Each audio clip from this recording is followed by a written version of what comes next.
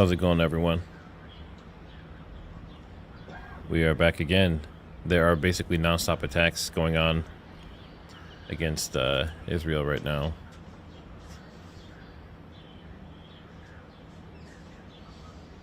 There's been like 4 or 5 volleys in a row, maybe 5 minutes apart, which means they probably have fired, 500 to 1,000 missiles and drones in the last 20 minutes, 30 minutes. Kind of crazy. Make sure you guys hit that like on the way in. Helps push us out to YouTube. Hey everyone. Hey Kelly, Pammy Cakes. What you're hearing right now is this video right here. That's Tel Aviv cam. And it looks like a lot of these, I mean, this has been going on for, what are we at officially now? We're almost at 24 hours at this point. Almost exactly 24 hours. Yeah, it started, in 45 minutes a day ago. So this is not good. And there's already been supposedly U.S. casualties. Bases in Bahrain and other places are getting annihilated. So I didn't think I was going to go live again tonight, but there's so much going on. Pretty much had to. Yeah, let's see. Someone said well, here's the thing about the poll.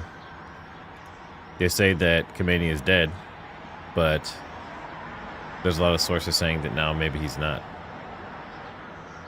So we have basically the U.S. and Netanyahu saying that he's gone, but then you have in Iran supposedly said he's gone, but there's other sources now that are saying that maybe he's not, and they're saying that they don't really know what's going on with the president, right? The president hasn't spoken or come out or anything.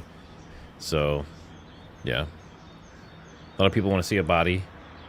We're that's the kind of people we are. I mean, it could be totally feasible that he's gone. That's totally could be a thing. They killed his daughter-in-law and his son-in-law and other people that are high up, and they hit the Khamenei compound. So it wouldn't be outside the realm of possibility that he is gone. But sources keep going back and forth. I'm trying to kind of ignore it. Obviously, I'm going through, looking through articles and everything else, and I keep seeing a lot of information saying that he's still around. Yeah, great to see everyone. Well, this is live coverage of the Iran war and the U.S. response and the missile strikes happening right now in the Middle East. Israel's getting lit up a lot, and we'll probably look at some of that stuff once these volleys slow down. We've had like 4 in a row in the last 20 minutes, which is hundreds, I would assume. Hundreds of missiles, if not, 1,000 plus. You can hear it. So this is the Tel Aviv cam here. So you can hear when things are happening, but sirens might go off here in a minute too. They've been going off. I think we've had 4 different episodes of incoming in Tel Aviv and surrounding areas. But hit that like as you guys join. The sooner YouTube knows you appreciate the stream like this, the further they'll push this out to others. And thank you to the mods, members, and viewers like you. We're going to monitor this for a bit because I don't know how bad this is going to get. This is, for anyone that hasn't been paying attention or watching, it's gotten significantly worse since Iran has basically said, like, yeah, Khamenei's gone. There's people in the streets and that kind of stuff, and I'm hesitant to start getting into the X stuff. I have a ton of posts. I have like probably 70 or 80 different posts to show of different things that have been happening and videos and all that, but I want to wait a few minutes because I want to see if we have more rounds of these missiles and stuff incoming into Israel. They're also hitting Bahrain. They're hitting Kuwait. They've hit multiple bases. And there's a lot of damage. And I would assume that this is much worse than it would have been typically. Obviously because Khamenei, they think he's dead, or, some say he's dead. 91 missiles. Is that confirmed? And was that 91 missiles in this round? Or is it 91 total in the last, 30 30 minutes.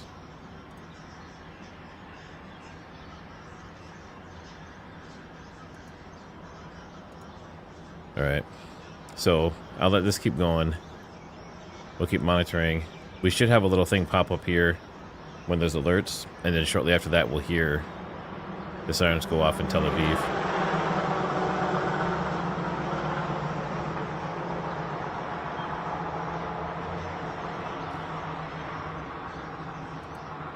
Yep.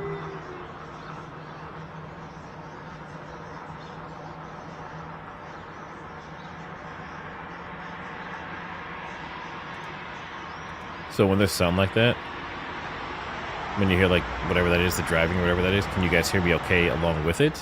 Or do they like kind of go into each other and cancel each other out? I just want to know that so I know if I should not talk over it while stuff is going on.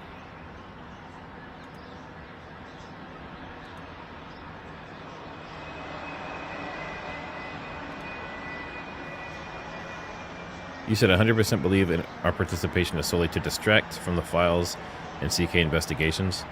And thanks, Julia Burgos. I heard that. Okay, sounds good. All right, cool.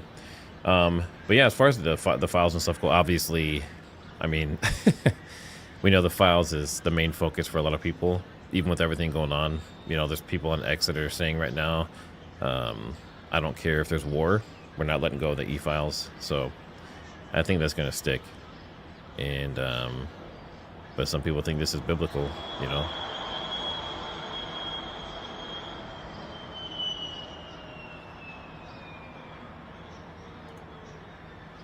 Let's see. Dra Latina, thanks for the super. Thanks for covering this. Do you think passenger travel in Saudi Arabia will be canceled? Well, let's look. Let us look. Well, I guess during what time period, though, too. That's pretty important. But we can look here and see. So these are all flights. Saudi Arabia. I mean, it depends on the area. So I think any areas that have any activity happening, especially along the main borders, obviously those are cleared of flights. So if you're in the areas, I mean, these are commercial liners, jetliners right now. So if you're in these areas and not traveling through, you can see this main area here. See how this whole thing is kind of hollowed out like an egg. If you're not flying anywhere in that area, then there will probably be flights and passenger travel. Would I recommend it? Probably not. At least not for, you know, until they have total air dominance. I probably wouldn't recommend it. But if you're, you know, if you're away from this area in general, like if you're flying from Saudi Arabia out, then maybe. But you can see there's still a lot going on, still a lot of flights.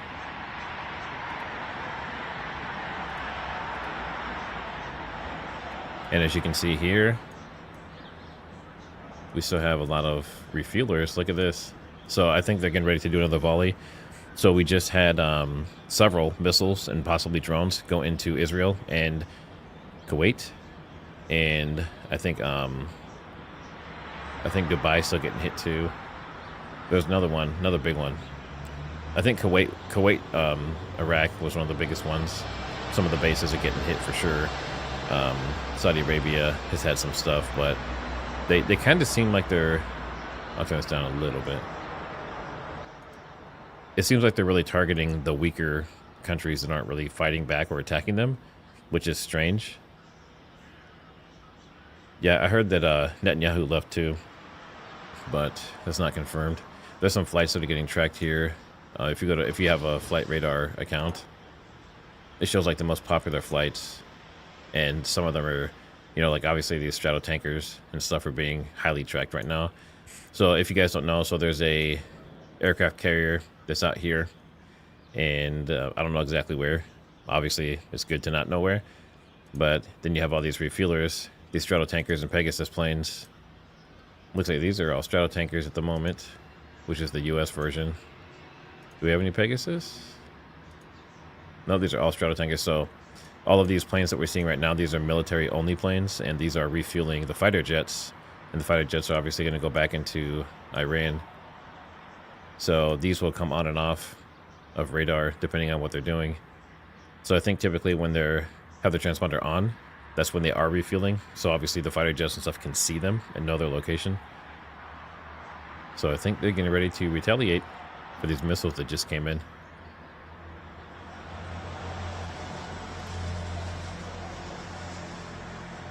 Iran's allies are Russia and China, correct? And also all the BRICS nations. So I believe it's like Africa, Brazil, North Korea. I mean, there's quite a few.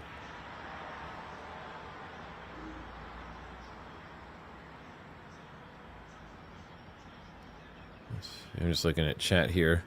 Like I said, I want to wait a few minutes before I get deep into the stories and all the video and stuff that we have of all the stuff going on, because we just had several different volleys of missiles going to Israel and Kuwait and a few other places. And every time I was getting ready to start the stream, I was like, I should probably start it now. And then as I get ready to start set things up and everything, then another alarm would go off, and it just kept going and going and going. After like the fourth or fifth time, I was like, I don't know if this is going to stop. So I decided to start the stream, and I want to give it a few minutes to make sure that all that stuff is done, and then we will jump into all the updates and everything. But obviously the Khomeini is supposedly dead, and that has angered the entire country, it seems like, and they're going crazy. And there's like prayer in the streets. There's armed attacks. It's like you can see here, there's armed attacks by Lebanese Shiites heading towards the U.S. Embassy. And they've been obviously treated like a riot, hitting them with pepper balls and rubber bullets and that kind of stuff, trying to control them. But the U.S. citizens now, and obviously the soldiers that are battling, I mean, they're in danger. So not only is this a threat to Israel and Kuwait and the different countries that have been hit, but it's also any embassies anywhere that's a U.S. embassy. So not good. Not a good thing. And I believe, let's see, this is Baghdad, Iraq, pro-Iran demonstrators, again, U.S. embassy. So I guess I'll play this really quick. I don't see anything going on in Tel Aviv, so we'll play this.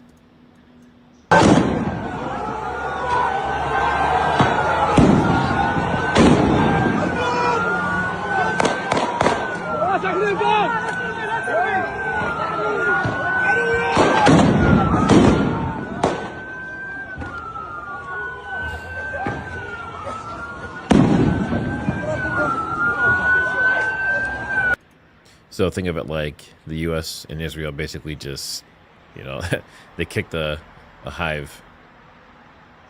And a lot of this stuff, I'm still trying to figure out what's AI and what's not. But supposedly some of this stuff, they're saying Iranian, they're chanting death to America, which they kind of always do, right?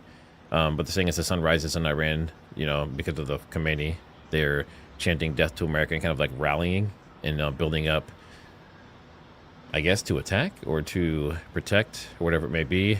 And there is a new guy, supposedly. A lot of people think he won't make it through the night. They think that Israel and the United States are going to take him out if they can right away. But yeah, basically it's like their Pledge of Allegiance. Correct.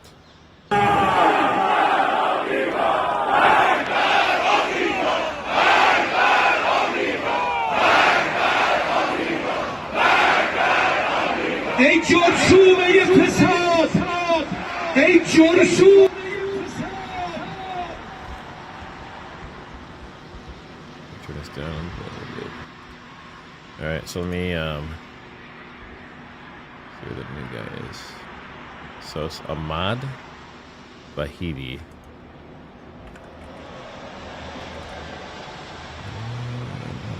Vahidi. So this guy here.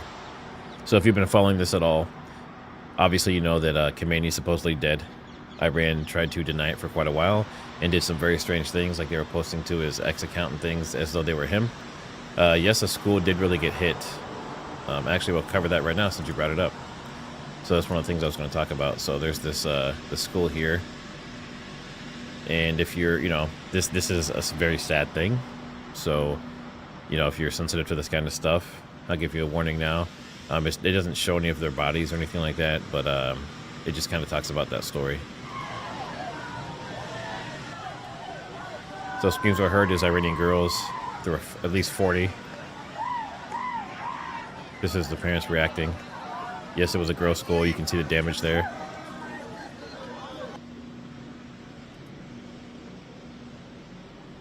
And you can see several strikes in the area. But, you know, they ended up hitting this girls' school. And I believe initially it was reported as 40. I've heard as high as 63. And clearly the girls were not part of this. And it's just, I think the rest of this is just some other reporting. But it is, as far as I can tell, everything I've seen, it is true. It is 100% true. But, and obviously it's not good. You know, it's not acceptable. Especially with supposedly how good our weapons are nowadays, targeting GPS and everything else. We should be able to basically hit a dime, right? So why would they just miss and hit a school like this? But on the other side of things, then we have hotels and stuff like that in Abu Dhabi. And, you know, other places that have been hit that are 100% civilian. They're nowhere near military targets. So Iran has been returning the favor, so to speak. Yeah, accidentally on purpose type of thing. So unfortunately, yes, a girls' school did get hit. And this is a quick message. This is from the Roaring Lion operation from the Israeli Defense. Today, we launched Operation Roaring Lion, an operation against the Iranian terrorist regime in full cooperation with the U.S. Armed Forces. This is an operation against the world's largest sponsor of terror, a regime that for years has called death to Israel, death to America, death to the West. We listened to their words carefully. We watched their actions, and today, we acted. We acted because we had to. We launched this operation by seizing an operational opportunity, conducting coordinated strikes against high-level gatherings of senior figures within Iran's military and security leadership. We can now confirm that these senior Iranian regime officials were eliminated by the IDF. Ali Shamkhani, advisor to Khamenei on issues of defense and Secretary of the Defense Council. Muhammad Pakpour, commander of the IRGC. Muhammad Shirazi, head of the military bureau of the Iranian supreme leader for almost 40 years. Salah Assadi. So you get the idea. I'm not going to play the whole thing, but basically saying we had to. We had no choice. We had to. So we did what we had to do with the U.S. and we took out these people when we had to. So always interesting to see that stuff. Someone made a very detailed map. I don't know if we'll have time to go through all this stuff. It depends on what happens with the air alerts and stuff in Israel and the other countries. But someone basically took all the events that happened today and placed it on Google Maps and like laid it out in order, basically. So it takes you to each one and tells you what happened and where it happened. I thought that was kind of cool. So if we do have time, maybe we can look at that a little bit. And here's Pentagon Pizza. This is what I've used a lot in the past.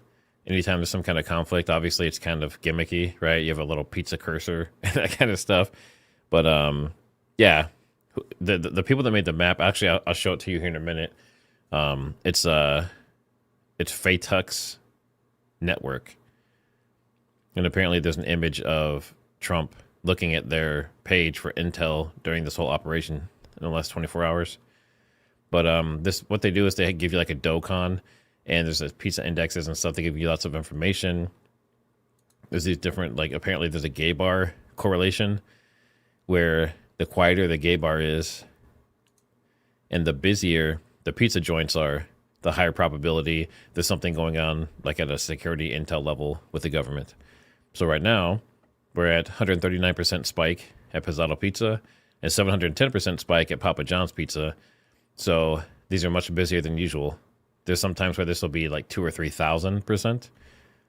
But obviously the thing's already happened. Typically this thing goes back and forth to try and give you some information. But Russia, Ukraine is going crazy.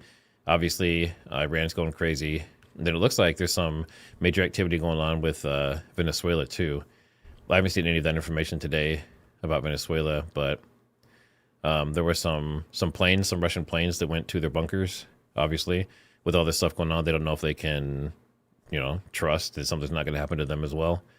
So that is that piece. We have even more stratotankers going. 1, 2, 3, 4, 5, 6, 7, 8. We have at least 8 stratotankers that are refueling fighter jets right now. And that's all I see. I saw actually some Typhoons earlier.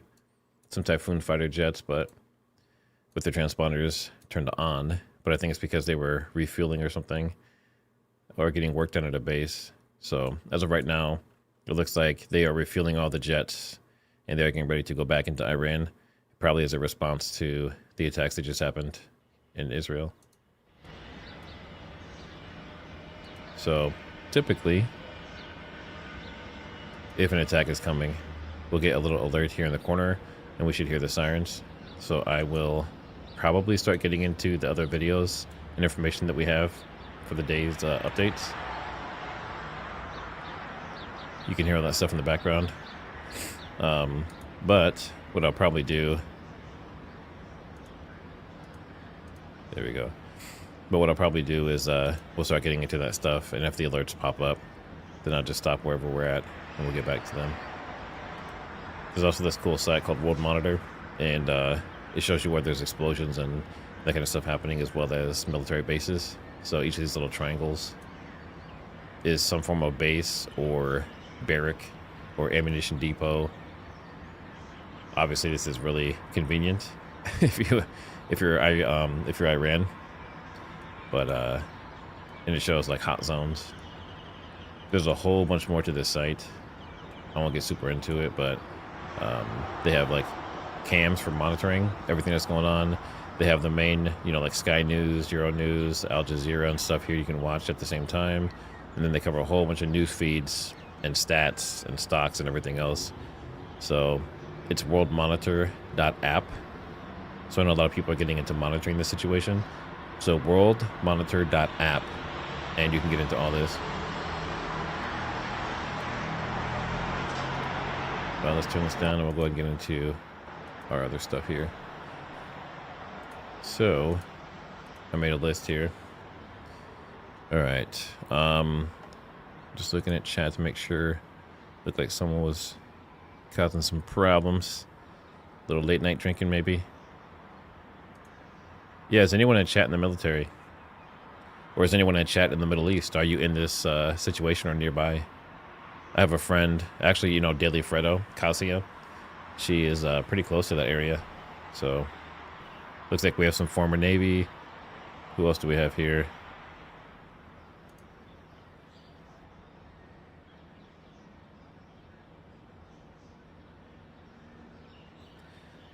We have some people in Iraq.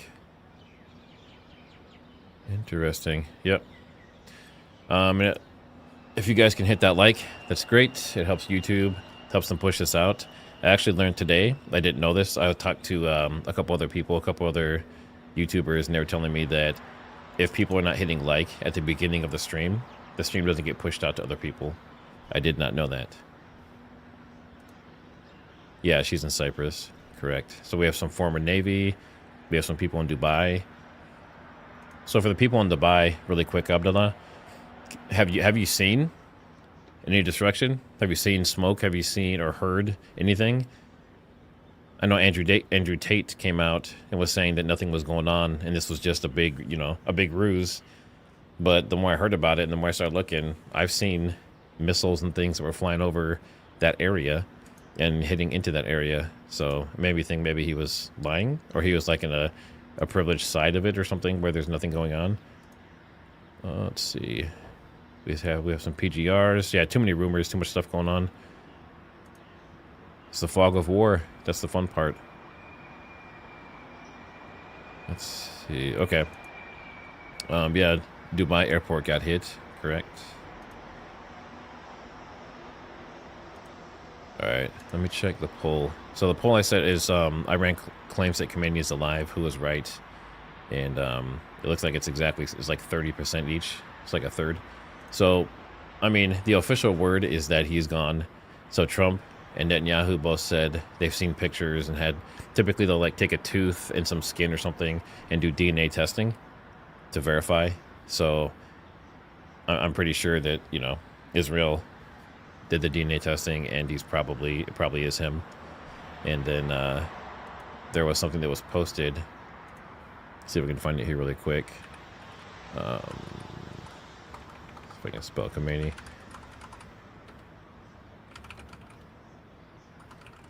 There's a post of him like as a ghost or something. Let's see if I can find it here.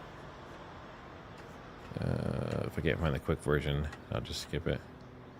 Yeah, but basically it was on his X. They had a picture of him as like a ghost with a sword and that kind of stuff, basically admitting that he was gone, and that he's turned into a martyr at this point for them.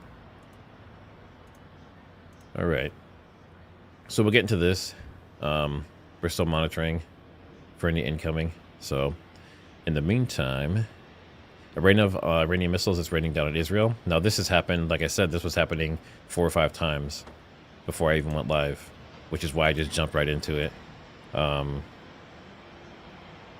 me address this really quick. So how would they get to his body to test? The way that it works, especially with Mossad and double agents and that kind of stuff, is they have people on the ground in Iran all the time. And we're going to look at something here in a minute, but I think it's the president or vice president of Iran was trying to, with his intelligence agency, was trying to figure out which Mossad agents were in. They're trying to figure out which Mossad agents had infiltrated their intelligence agency, and when they did that, they found out that the head of their intelligence agency was Mossad too. That's how good they are. So, yeah, kind of crazy. But this is missiles that went down earlier in Israel.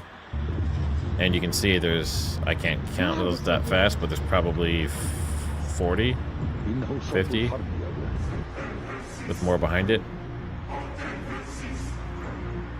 And I actually don't see any interceptors going up. That's interesting. Huh, I didn't notice that before. Are they out already? And then we have a large crowd gathered at the Iranian capital. And they're mourning the death of the supreme leader. Like I said, he's officially a martyr. And this raises concerns about the period after the U.S. and Israel militaries like cease and leave, because you have all these people that could rise up, and there could be a struggle for power. That's the whole thing that everyone's talking about right now. Someone says, is the leader alive or dead? Technically, he's dead, according to resources.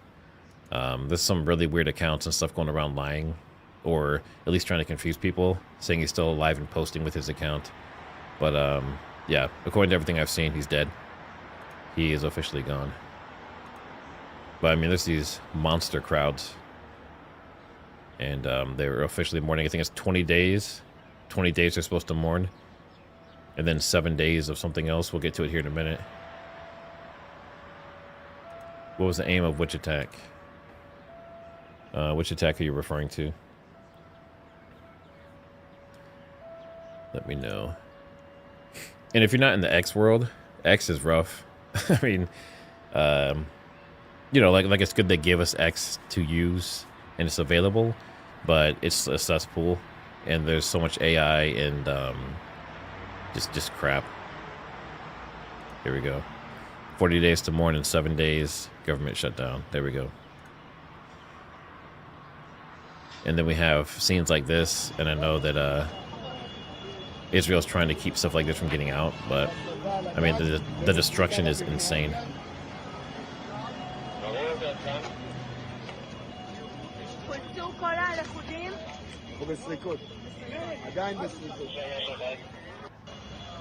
And you know, this is what Trump said he was fine with.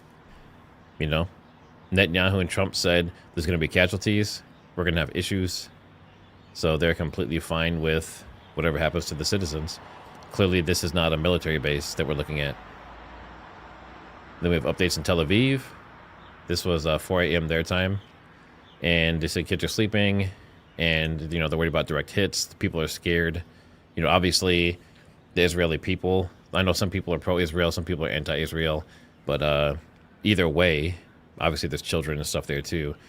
but they're just sleeping in their shelters, and obviously there's bombs and stuff above their head. So, I mean, they're kind of used to this kind of stuff, especially the last couple of years, but it's still pretty bad. Kind of reminds me of like a tornado, you know, in the Midwest.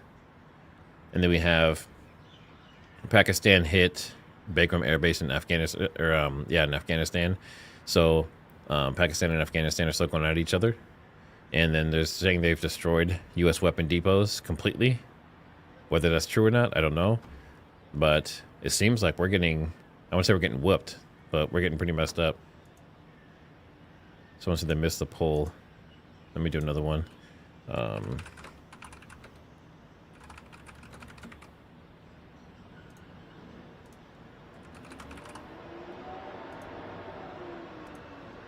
right, we'll keep going here. I'm still monitoring in the background. I can hear the alerts and stuff if they go off. And this is interesting. So a lot of people know who Susie Wiles is. You know, obviously, she's on the Trump administration. But the thing that's interesting is she's wearing an Apple Watch. And if you know anything about this stuff, for operational security, you're not supposed to have phones, watches, or anything else that has a microphone or can be tracked and that kind of stuff. So the fact that she is in the meeting with them and she has this on is not normal, and it's a major, major issue. So I don't know why that was allowed. Sounds like some defense is going. And the U.S. Air Force E-4B Doomsday plane. So it took off at 666 miles an hour.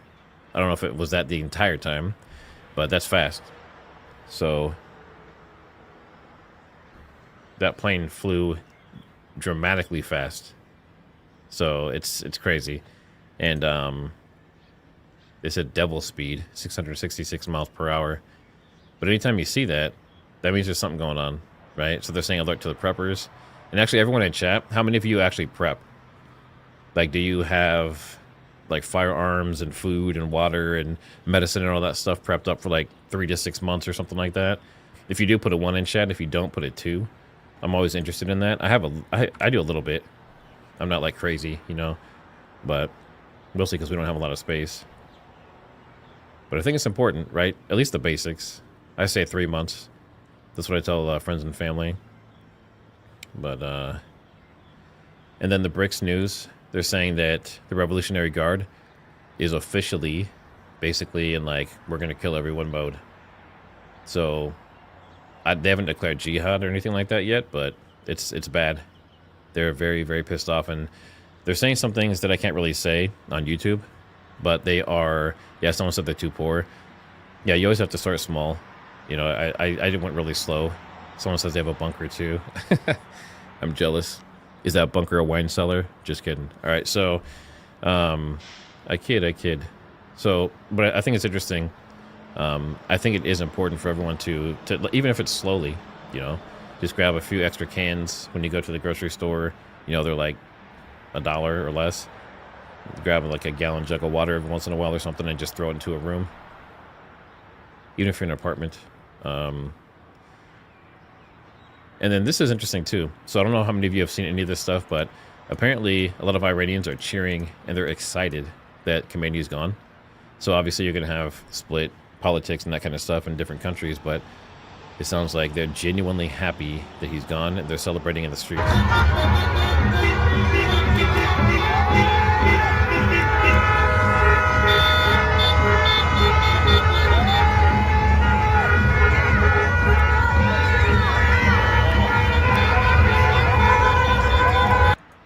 And I think I have it in here as well, but I have a scene where there's a bunch of women who took off their headdresses, basically protesting, right? Very interesting. And then the CIA headquarters in Dubai was hit. So their intel is good enough that not only are they hitting the bases, but they're also hitting the CIA agency and obviously civilians. But we're getting pretty lit up. Not good. And I believe this is a short, yeah, this is a very short video, so we'll do this. But this is the leader of Australia. And I think some people were not too excited about this message, but I'll play it anyway. Actually, where's everyone from? In the chat, put where you're actually viewing from. So I'm in Nebraska, but is anyone from Australia? Australia stands with the brave people. That is very quiet. In their struggle against what is an oppressive regime. Ayatollah Khamenei was responsible for the regime's ballistic missile and nuclear program, support for armed proxies, and its brutal acts of violence and intimidation against its own people. This claimed countless lives in Iran, but also internationally. He was responsible for orchestrating attacks on Australian soil. Australian officials are closely monitoring what is an evolving situation. These events are unfolding rapidly. It is critical that anyone in the region takes note of the Smart Traveller website for the most up-to-date information that we can provide. We continue to advise Australians to not travel to Iran. This is a very difficult time for the tens of thousands of Australians with loved ones in the Middle East. Yeah, that's another thing. If you have loved ones out there in the Middle East, I'm not sure what the protocol is, but this is going to go on for a while. So if they can get out of there, you know, if you can afford it and that kind of stuff, I would definitely get out. And we saw that already. So, again, this is one of those, like, emotional triggers, but there's a woman, she's basically talking. She's on live TV. I assume she's some kind of journalist or something. And during the broadcast, she learns that Khamenei, was dead. And then she gets really emotional. He stood for the children in Palestine. He stood for the children in Lebanon. Today, those mourning him will be the orphans across the world. As the orphans mourned our Imam Ali, peace be upon him. Today, the devils of the world will celebrate, and everybody they have managed to brainwash. But this is not over. You get the idea. It won't make you suffer through all that. Alright, someone was asking about which bases have been hit and what kind of damage has been done. So let me see if I can get a summary of that. Summarize U.S. and allied losses and strikes that hit our bases in the Middle East. Alright, we'll let that work for you a minute here. And this is Al-Asim Air Base in Kuwait. Let me turn this down. There's more air defense going off. This is in Tel Aviv. But we can see here on satellite, there's a couple good hits. It looks like probably 1, 2, 3, 4, 5, maybe six hits. So, I mean, we're getting lit up pretty bad. And again, this is more celebration, but this is for Starmer. A lot of people are anti-Starmer. I'm just pulling up Grok now. Let's see.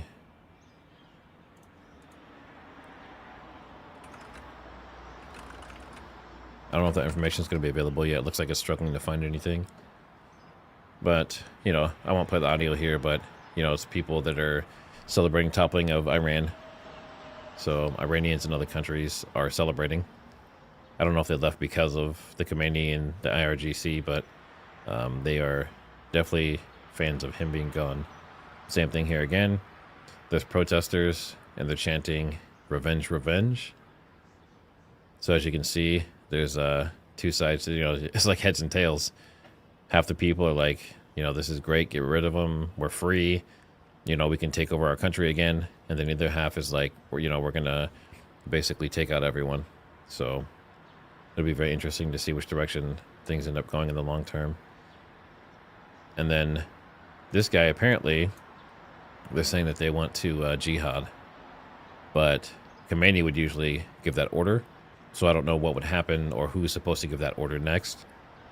But this guy here, let me get his name.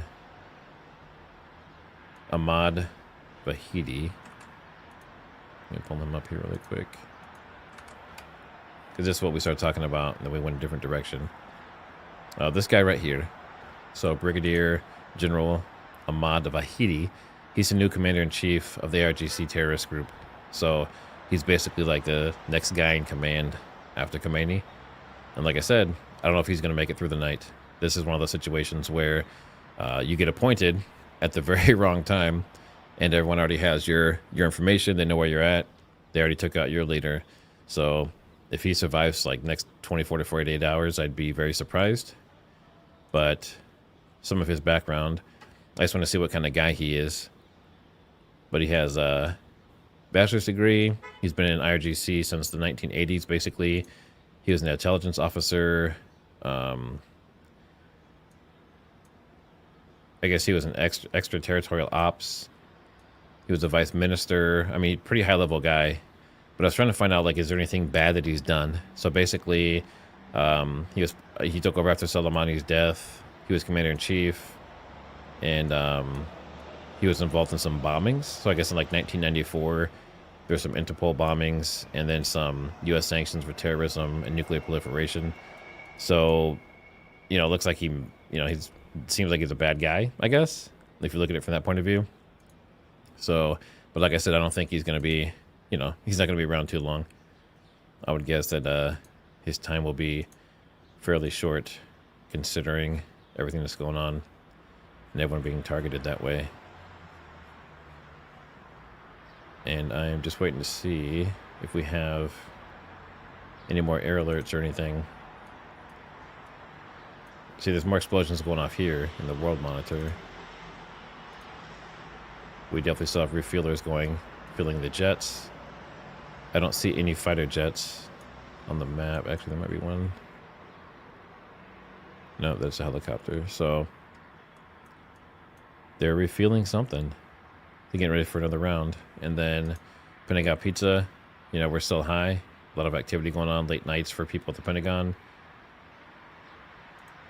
And then this is all of the events. Someone was asking like which bases got hit and that kind of stuff. I think this would probably be the best way to do it, but it's not. This is not organized in like an easy to digest format. I'm trying to see if I can find you an actual report just from today or from the last 24 hours. Let's see. Okay. Strikes on U.S. and allied bases last 24 hours. Let's see. IRGC claimed responsibility for multiple waves of strikes, hitting 6 Gulf states, Jordan and Israel. Up to 27 bases were hit. So that's their answer. I guess there's 27 bases. I'm not sure if it lists them all. We'll find out here in a second. Ongoing waves still. It says still no U.S. casualties reported. So the Pentagon confirmed 0 American service members killed or wounded. But we know they'll always say that at first. Let's see. Qatar. So Al Udeid Air Base CENTCOM HQ got hit in Qatar. Multiple missiles were intercepted. Minor explosions reported nearby, but base operations continue with no significant damage. In Kuwait, Al Asim Air Base and Kuwait International Airport. Drone and missile barrages caused several civilian injuries, terminal damage, and temporary flight suspensions. U.S. facilities reported evacuations, but no major hits. Bahrain, no, they got lit up. U.S. 5th Fleet headquarters in Jafar, Manama. Targeted missile strikes led to evacuations and damage assessments in the district. No confirmed U.S. losses, but explosions were visible all over social media. And I think, let's see. Yeah, about the time I went live, they were getting hit again. So Bahrain is a favorite target. And then we have the UAE, Al Dhafra Air Force Base. Al Dhafra Air Base in Dubai International Airport. Intercepted missiles caused falling debris, killing at least 1 person, entering 4th airport.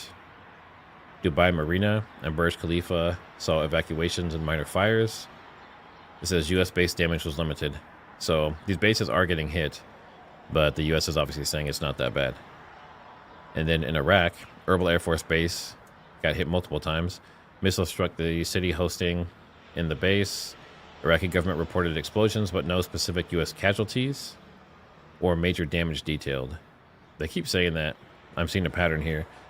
I've seen some of the images, so I don't know what they consider major, minor damage, but it seemed like it was at least moderate. Jordan, air raid sirens in Amman and other cities.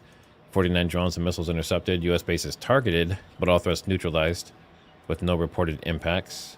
And then Saudi Arabia and Riyadh and other sites, strikes are reported, including oil facilities. But again, minimal details and, basically no damage is what they're saying. Let's see, does it cover Israel? Yeah, it does. So Israel says 1 woman was killed, 121 injured nationwide from missile strikes. And that's per the emergency services. So that's coming directly from their officials. Dozens of missiles and drones were launched, many intercepted, but there's hits in Tel Aviv, including Israeli Army headquarters, Korea, an airbase, and a military industrial complex. No widespread destruction, but air raid sirens and disruptions across the country. And, we looked at some of the imagery when you guys came in at first, and clearly there's some major damage. And I'm trying to see if there's any other important details here. So it says airport disruptions, oil shipment halts, the Strait of Hormuz, which is on this map here. Strait of Hormuz is through here. That was closed down by Iran. Lots of civilian panic. People trying to fly out.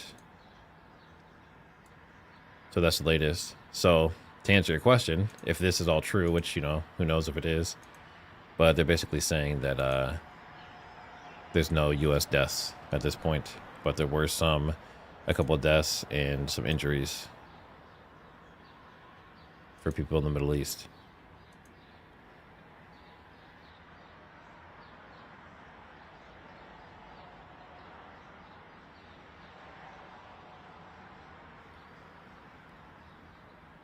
It looks like maybe I went live when all the missile barrages stopped, because I haven't seen anything or heard anything since. Let's see, rockets.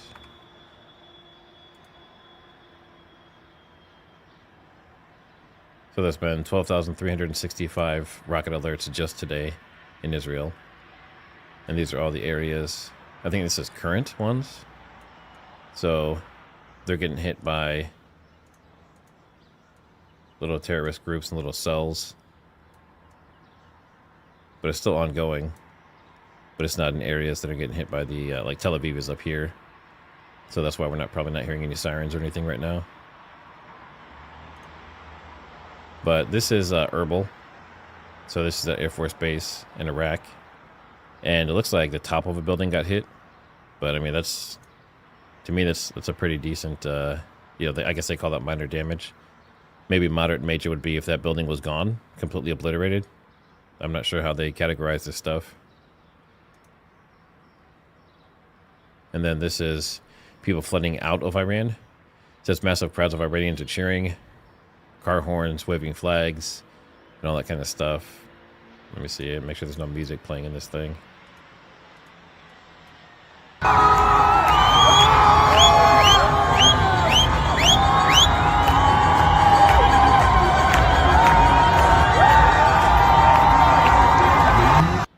That sounds like Mexico.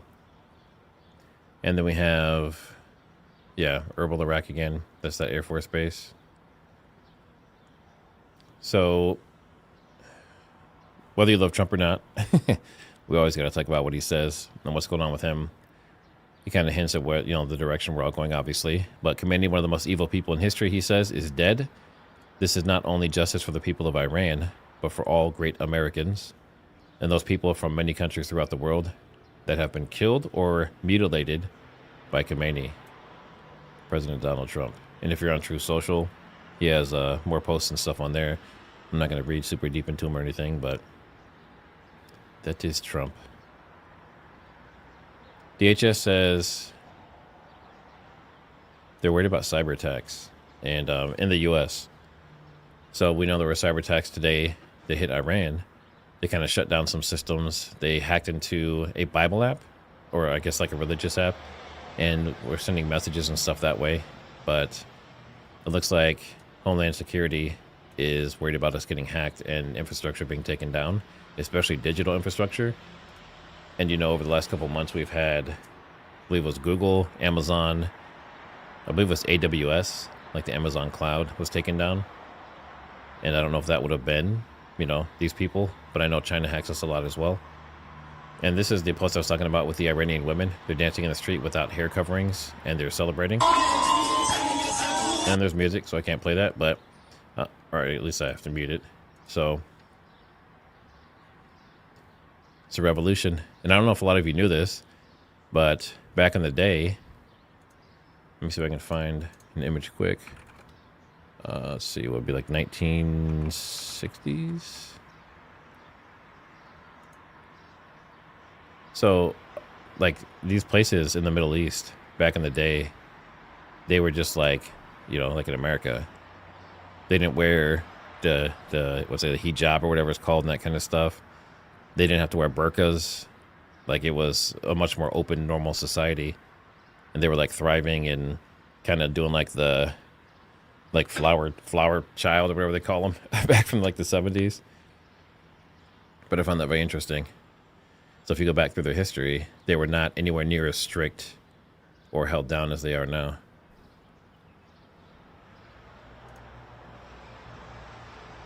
And then this is that, actually, I'll share this link in the chat. This is that 1978. Yeah, this is that map I was talking about. So this is the network. It's Faytuks Network, Faytuks, and they're very good on X if you're on there. But that's who Trump was watching today. They actually caught him watching him. It was like in a reflection from one of his monitors, and then they did a post and like, you know, hey, look at us, we're awesome type of thing. But they have a lot of good intel and news. But they share this link, and they're the ones that created that map that I was showing you. It has all the events. So let me see if... Did it copy that properly? I'm going to put it in the chat in case you guys want to check it out. Let's see if that works. All right, cool. But it basically shows play-by-play of all the different things happening throughout the day. And we have more people. Of course, this is in supposedly in Washington. They say this is in Washington, D.C. The streets were flooded earlier today.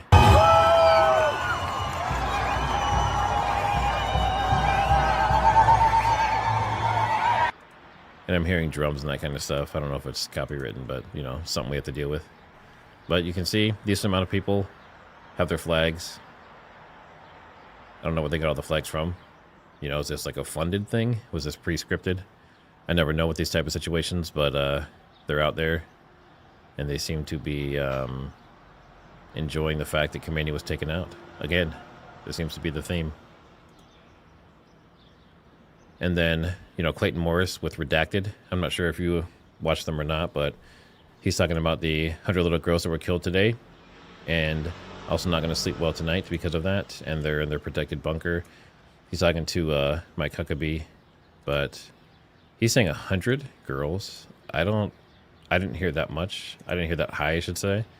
What I heard was about 40, I think. But, yeah, so I don't know if anyone... Actually, let me look it up. Let me see if there's an official number. How many girls died in Iran school bombing today? Let's see. So from 2 hours ago, it says at least 80. Wow. That is double what I'd heard earlier. That is horrid. That is terrible. Yeah, someone says it's like 85 to 105. Yeah, I know Clayton and those guys. I know Redacted is, you know, they do like the reports on aliens and, you know, kind of like the conspiracy, like far-reaching stuff. But I thought it was good that he was standing up for those girls. And then this is just some cool interception footage.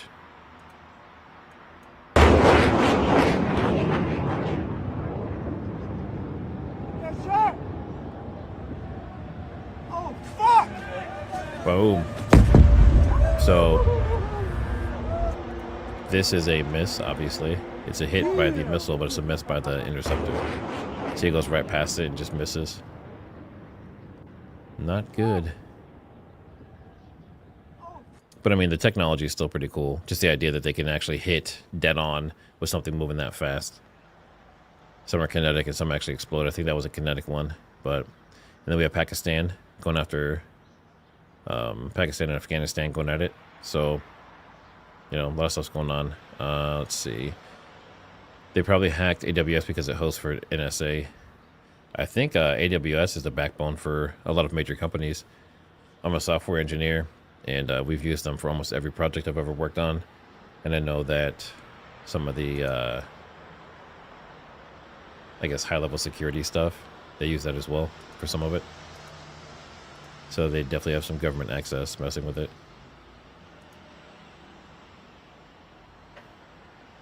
Yes, Redacted is very, very anti-war. Extremely anti-war.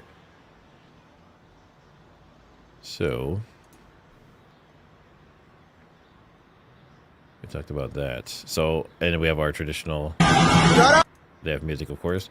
We have our traditional toppling of the Khomeini statue, just like they had with, what was that guy's name? Saddam Hussein. They're cheering and they're excited, starting fires. I don't know why there's always fire. like we're excited, let's start a fire. Maybe that goes back to like caveman roots or something, but very strange. And then the international airport in Dubai got hit as well. And this is, you know, the smoke and stuff on the inside. But again, they're hitting just civilian targets. They're nowhere near military targets. So Iran is technically in this instance not any better than the US or Israel, but you know, none of them should be hitting civilians.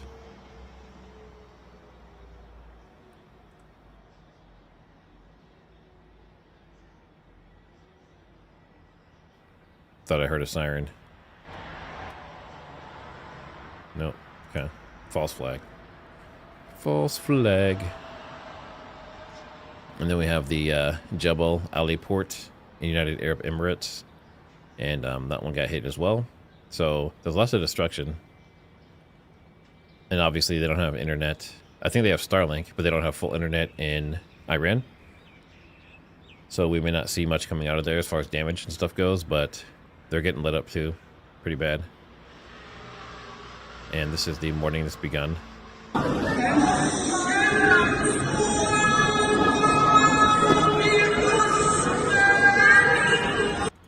that's supposed to be 40 days, I believe someone said in chat. We have more. Someone's saying this is so they're saying American Operational Security 0. So I don't know if this is like a soldier or something that kind of gave away their position by filming this, but it's so interesting to see the missiles and stuff going. Fuck yeah!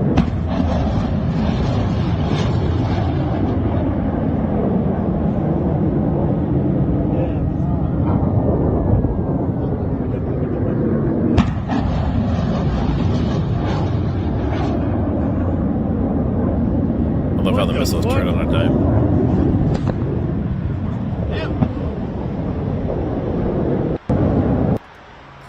I love how the missiles just go up and just like pew, just like turn like a 90-degree angle. Very, very cool stuff. And then we have this is the Bahrain base, apparently. And see, stuff like this to me, like this almost like it's like borderline looks like AI. It's really hard to tell. But I mean, just like the smoke to me looks like AI. Actually, this I'm curious if anyone else has asked.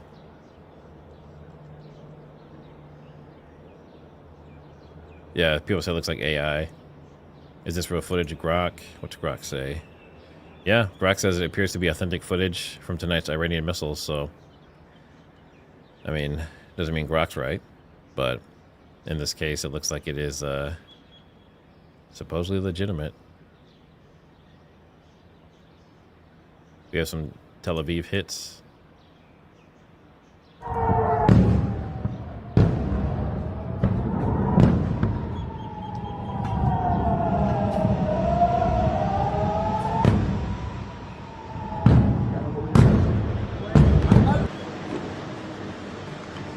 Why, yo! Why? Look at that. That's insane.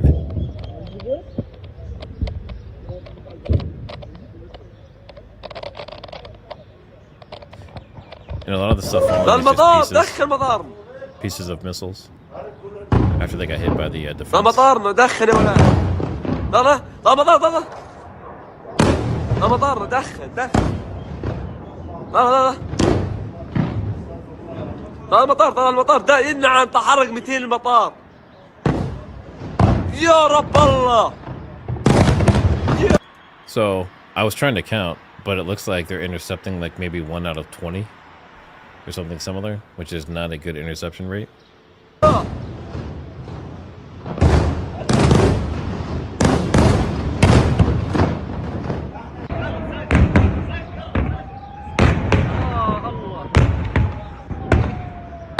So as you can see, I mean, they're getting lit up.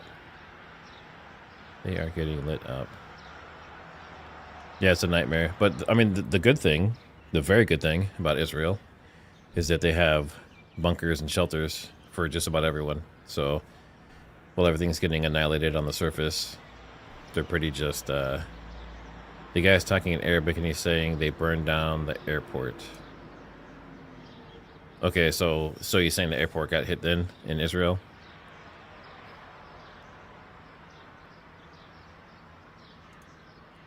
Thanks, Mesh Mabel, for the memberships, gifted memberships.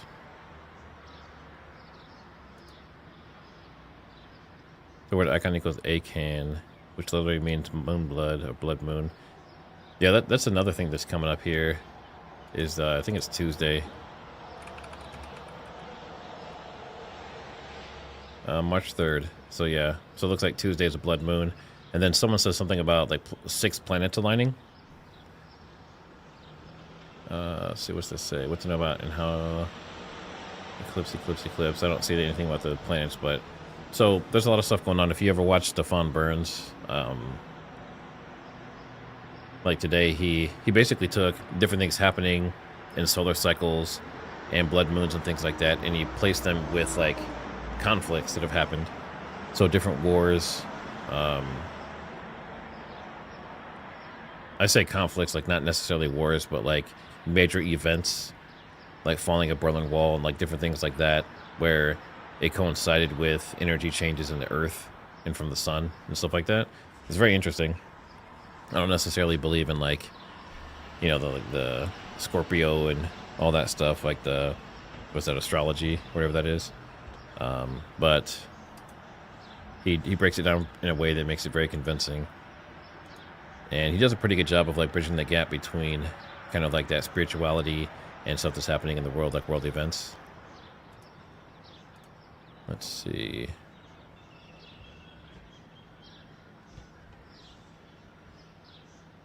Yeah, let's see. Is that... Do we have bots in the chat? I think we might have some bots in the chat. We'll have to watch that. So let's get back on track here.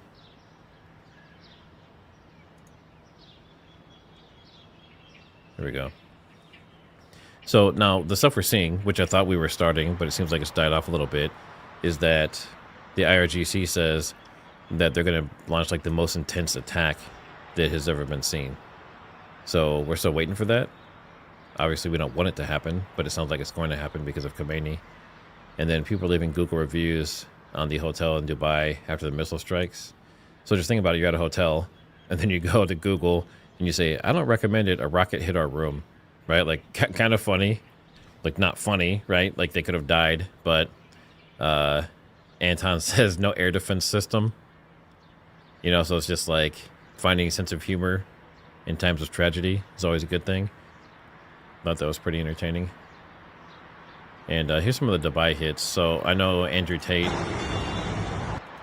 was saying that there's nothing major going on. He was really, really playing it down.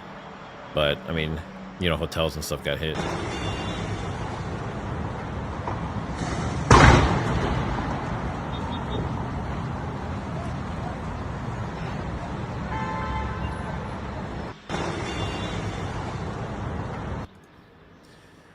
So the bot's saying it's not a bot.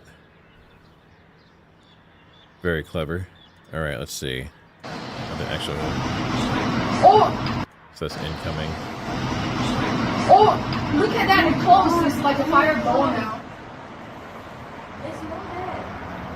Okay. Oh my God! Please don't kill anybody. Oh, that.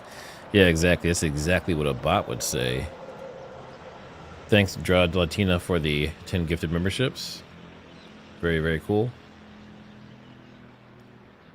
So, yeah, Valhalla VFT. So, 4.5 hours is a decently long stream. I think I did 5 hours the other day for the Mexican cartel stuff. But, yeah, I mean, like 3, 4, 5 hours is a normal day for him. He usually does 2 streams a week. He's a beast over there.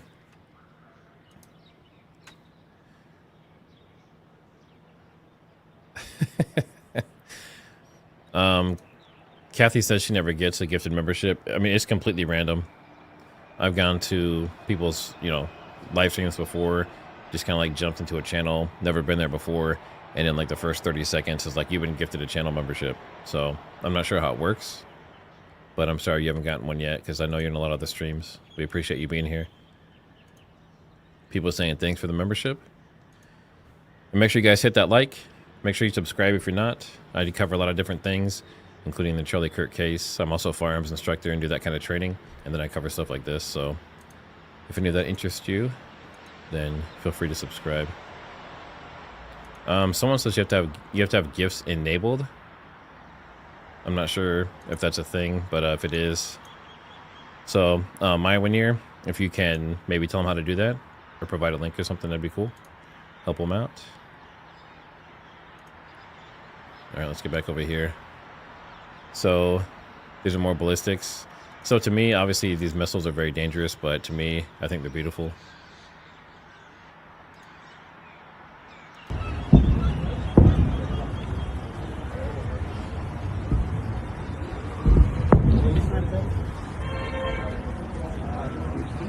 So you can see a lot of interceptions.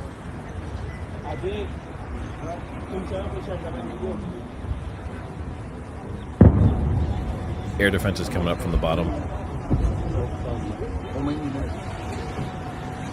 And I think most of the air defense, at least in Israel, most of them are kinetic. So what they try and do is they try to align with the incoming missile, and then they just get in the path of it, and then they just naturally collide and hit. And then that usually takes it out that way. But then there's other ones that they'll actually get close, and when they're within a certain vicinity, then they'll explode. But I think those are much more expensive. Yeah, VFT's he's a good guy.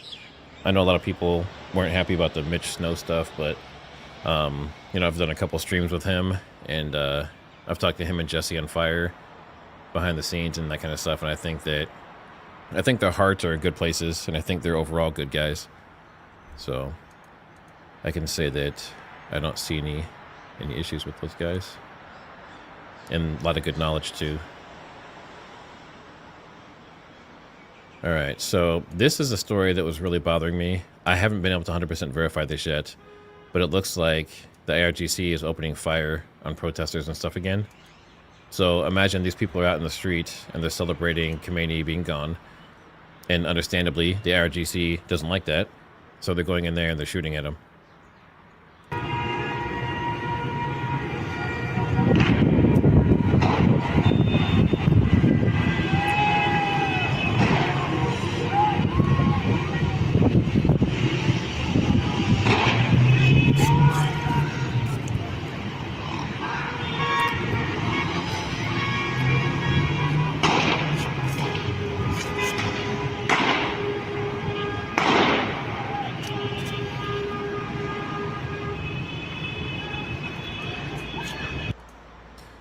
What do you consider propaganda? What are you referring to there, sir? Yeah, so I mean, stories like this, it's basically civil war. And, Trump said in his address, basically like, we'll knock them down, we'll take out the leadership, and then you guys, it's up to you to take everything over and take over your country. But you see stuff like this, if the IRGC still has weapons, obviously they have guns and grenades and stuff like that, how are the people supposed to stand up and take them over? I mean, obviously, if you have 1,000 people in a crowd versus like 10 IRGC, they could just rush them, but people are still going to get killed and shot in the process. Let's see. RLH75, thanks for the super. Thank you, Matt, for the coverage of this horror. I started following during the CK coverage via Baron. Love your channel. God bless you and may keep you and yours safe. Thank you very much for that. Yep, everyone loves Baron, and apparently he has some kind of some huge show Sunday. So tomorrow, I guess today now, this evening he's supposed to have some big show he's been talking up. So we'll see what comes out of that. And he says there's something no one would really think to ask, or something no one's looked into. So he must have stumbled upon something good. So this is another one where I think it's maybe propaganda, right? So an Iranian commander, he says, Trump should know today we fired our old stockpile missiles. Soon we'll unveil weapons you have never seen before. And Tehran signaling that they move from old inventory to next level stuff. But this is not the first time they've said this. So that's why I'm kind of like, eh. You know what I mean? Like, is this one of those situations where they're trying to intimidate? Because obviously after Khomeini was gone, and they probably knew he was gone, they were still saying he was like fighting and leading the good fight and all that kind of stuff. Until finally, I think it was when Trump confirmed that he'd seen the images of his body. Then finally Iran was like, well, yeah, he's gone. And they posted on his X account. Let's see.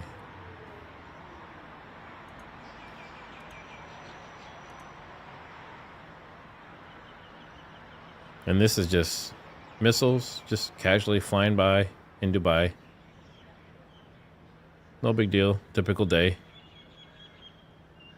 So, I mean, this stuff to me, obviously if you grew up around this stuff, it's not a big deal until it hits you. But I couldn't imagine just like sitting in my town and just looking outside and just seeing rockets just hitting stuff and hitting areas I know and parks and people and buildings and schools and just hanging out and filming it. Seems kind of crazy to me. Now, this is interesting, and this was kind of unexpected, but Al-Qaeda is siding with Israel against Iran. Now, I know there's a lot of people that say Al-Qaeda was kind of created by like the CIA or the U.S. government somehow or something, but TTP's top Shura commander, Karbi Khalid, he released a video message from Afghanistan declaring support for Israel against Iran. So you have these traditionally, I guess, terrorist-style groups, and they're siding with Israel. Very interesting. And the U.S. offered to provide Iran with nuclear fuel forever if they ended their enrichment, but Iran rejected. So, I mean, if you're a country, or you run a country, and another country says, get rid of your nukes, or stop enriching uranium, and we will provide you with the fuel that you need for nuclear reactors and that kind of stuff forever, would you take that? And the reasons to not take it might be because they have full control of you. If you piss them off at some point, say they're giving you like, I don't know, I'm just making this up, but like 10 tons a year or something, and they say, well, now we're only going to give you 5 because you didn't do what we wanted. So would you actually allow that situation? I mean, they rejected it, and I think my mindset is I probably would too, because I wouldn't want them to have that control over me. That to me would be like, what if Iran was told you can't plant food anymore, you can't plant any vegetables or fruits, you can't butcher your own meat, but we'll provide you the food that you need, and you have to depend on them. I'm not sure if I'd feel comfortable with that. And then we have cool shots like this.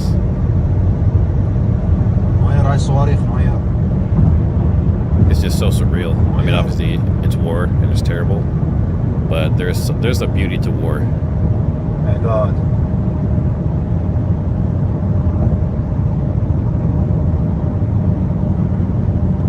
Good.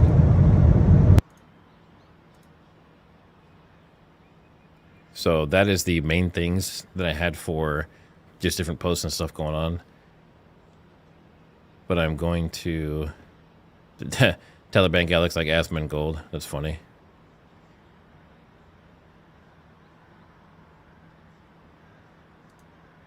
Who said Barron took Trump's picture down? So that was...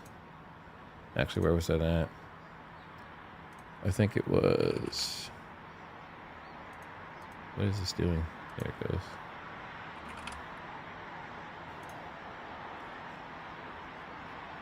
So right here.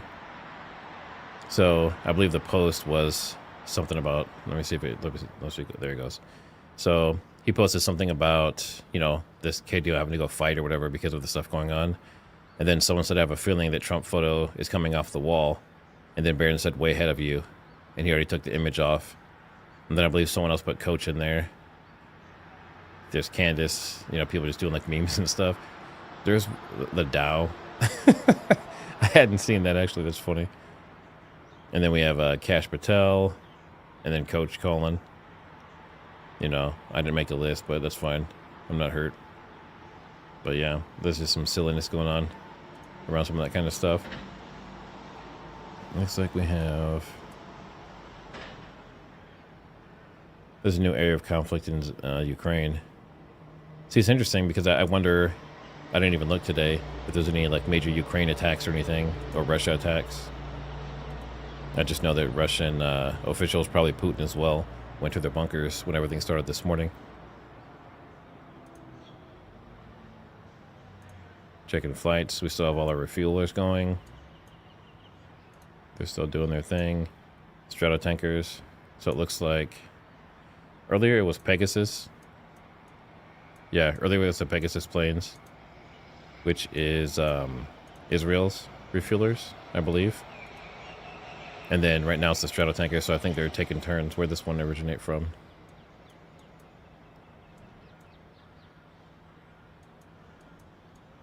Interesting.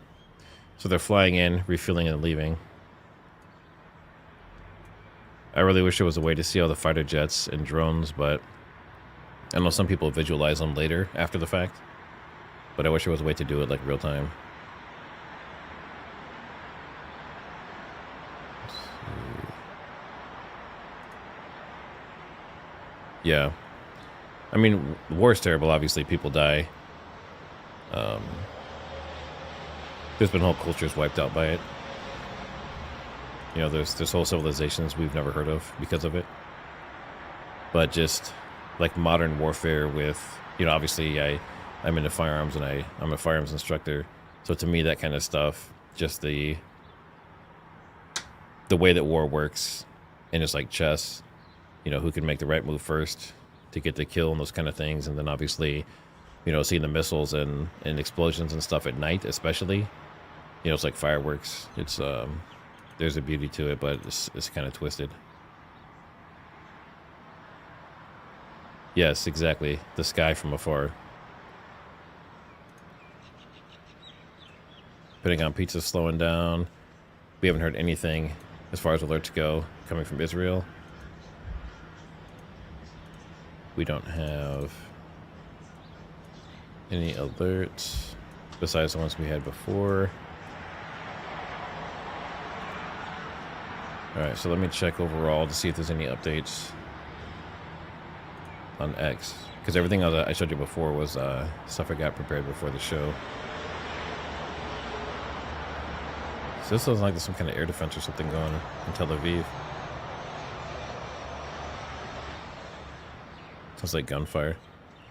So Elon Musk is saying that... Let's see, hold on, someone's asking me a question. Little Saigon, thanks for the super. Can you share the source of Al-Qaeda siding with Israel over Iran? Let me see if I can find that here really quick. I just passed it.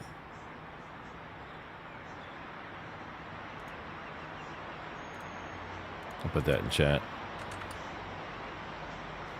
Obviously, you have to have an X account to be able to view it, but...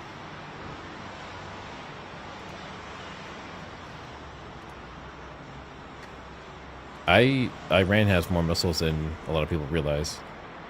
I mean, they have underground stores. They have entire, like, underground cities of missiles. I would say they're probably fine for quite a while. And even they said they had months worth. Someone said they're banned from X. I don't think I'll ask why. I assume it was nothing nefarious. Alright, so let's look for any updates here on X.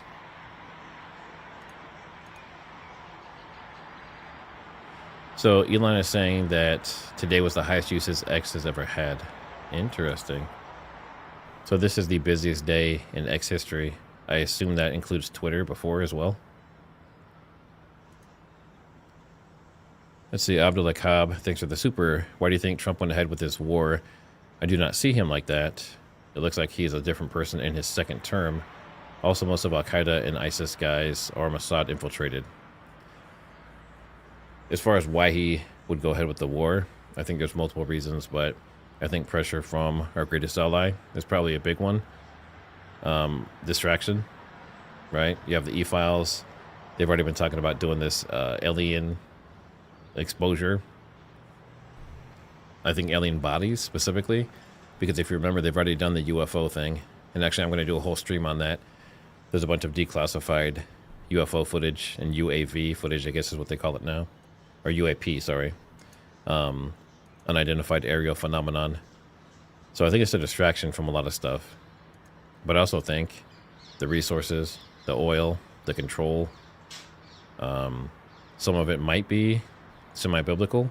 If you ever watch Jonathan Cahn and some of those people, and Brandon Biggs, you know, I guess he's a prophet.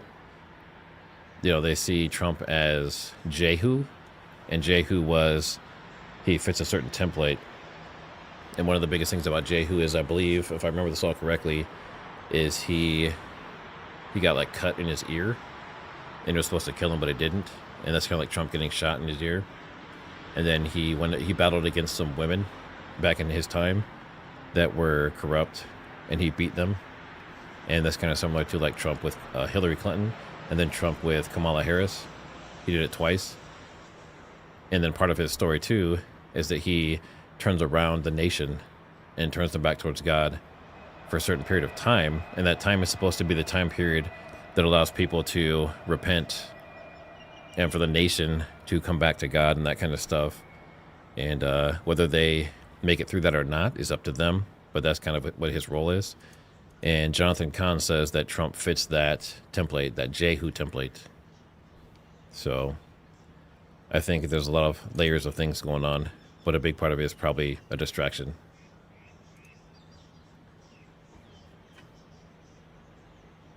Looks like some people don't like Trump. Give me the orbs. Let's see. See Fox News post about Trump's statement. Let me look that up.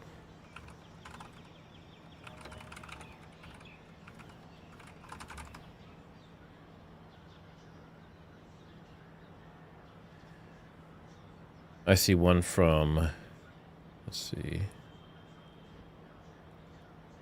The one I see is from 19 hours ago.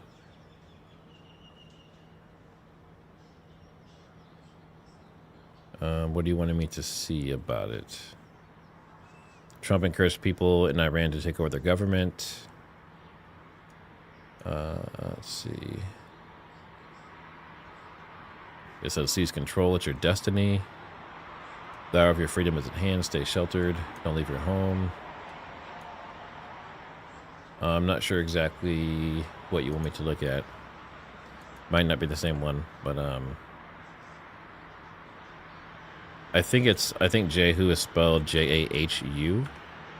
So if you want to look that story up or look up Jonathan Cahn, it's interesting. I can't say I 100% agree with all of it, but when it comes to prophecy and all that stuff, I'm not real, I don't put a lot of weight in some of that stuff. So, yeah. But, okay, so we have an update from Trump. Iran just stated they're going to hit very hard today, harder than they have ever hit before. And he says they better not do that, because if they do, we will hit them with a force that has never been seen before. Thank you for your attention to this matter, President Donald J. Trump. So at this point, it's a pissing contest, but obviously we don't want this to go nuclear. We don't know if Iran has any nukes. But there were some rumors before. And I guess the safest way to say it, to be politically correct, is there were some questionable earthquakes around Iran that were very near to nuclear sites. So, yeah, a lot of people think that there's a pretty good chance they already have some stuff. And remember, they don't have to make their own. They don't have to do any work. All they have to do is say, hey, China, North Korea, Russia, can we borrow a nuke? Can you give us like 3 or 4 nukes? That's all they would need. But there were some really cool interceptions in space. Here's one right here. Absolute madness. U.S. low orbit keyhole satellites plus missile defense just pulled an Iranian ballistic missile right out of the stratosphere, mid-arc, outside Earth's atmosphere, filmed over Erbil. So this is where they were hitting the Erbil base, I believe, in Iraq. But you can see it's this cool burst here. That's up in space, supposedly. So it's obviously the particles act differently in gravity and that kind of stuff. But very cool looking. And I think there was that was one for sure, but I thought there were 3 total. But so that kind of goes to like the Golden Dome that Trump's talking about. If we could intercept every missile like this in space before it even got down to the ground, just imagine how powerful that could be. So very cool stuff if they can get it working correctly. But obviously a lot of countries are not happy about that. They think we'll use it for offensive purposes.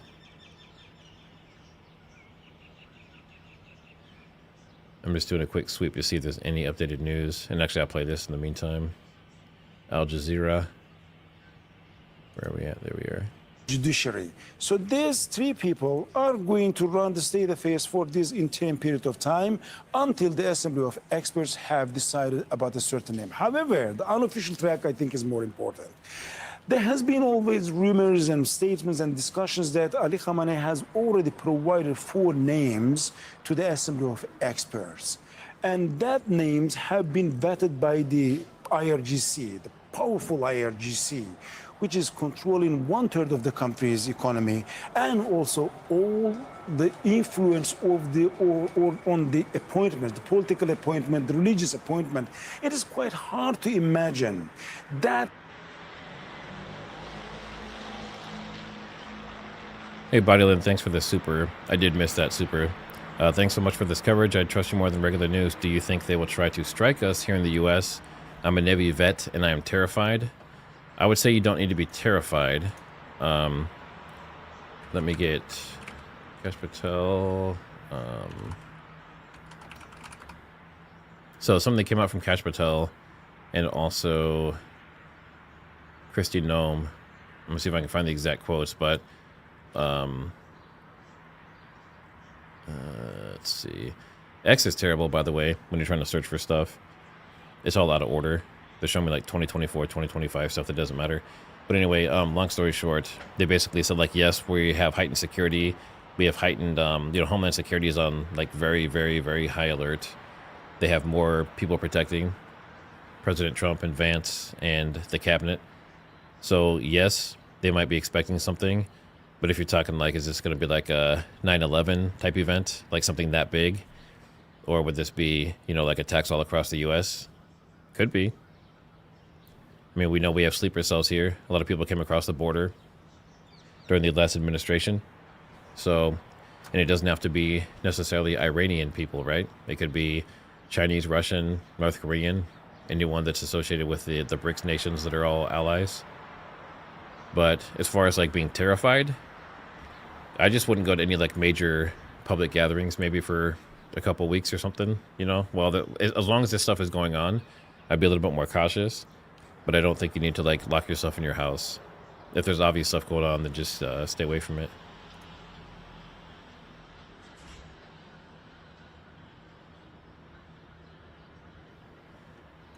And Disginger does snap. Disginger does snap. That's a funny name. Thanks for becoming a member. Julie Borges, thanks for all you're doing. Thanks for the super chat. Draw Latina. Ugh. Friend going to Saudi near Horn of Hormuz this week. Yeah, I mean, that's just like with the cartel, right? Just like the cartel in Mexico. If you have friends and family, or you are supposed to go on vacation somewhere, and it's in these type of zones, I would just cancel it. You know, I would reschedule that for some other time. Sato Gaming, thanks for your coverage. Thanks for the super. Yeah, exactly. Draw Latina, thanks for the super again. Friends traveling this weekend to Saudi near Strait of Hormuz, Eastern Saudi. Think I'll discourage them. I would agree. I would, if they can reschedule, they should definitely do that. Kent, thanks for the super. It looks like Tay Elkins. Let's see. You think this will lead to full BOG war or world war? Your content, love your content, stay based in America first. I believe this is biblical. BOG war. I'm not sure what Bog war is. Is that like Gog and Magog? I'm not sure what the Bog is, but I don't think it's gonna be World War III. And actually, a lot of analysts, very interestingly, a lot of analysts have said that they think it's gonna be kind of like the 12-day war, like a couple weeks and done. Which would make sense, right?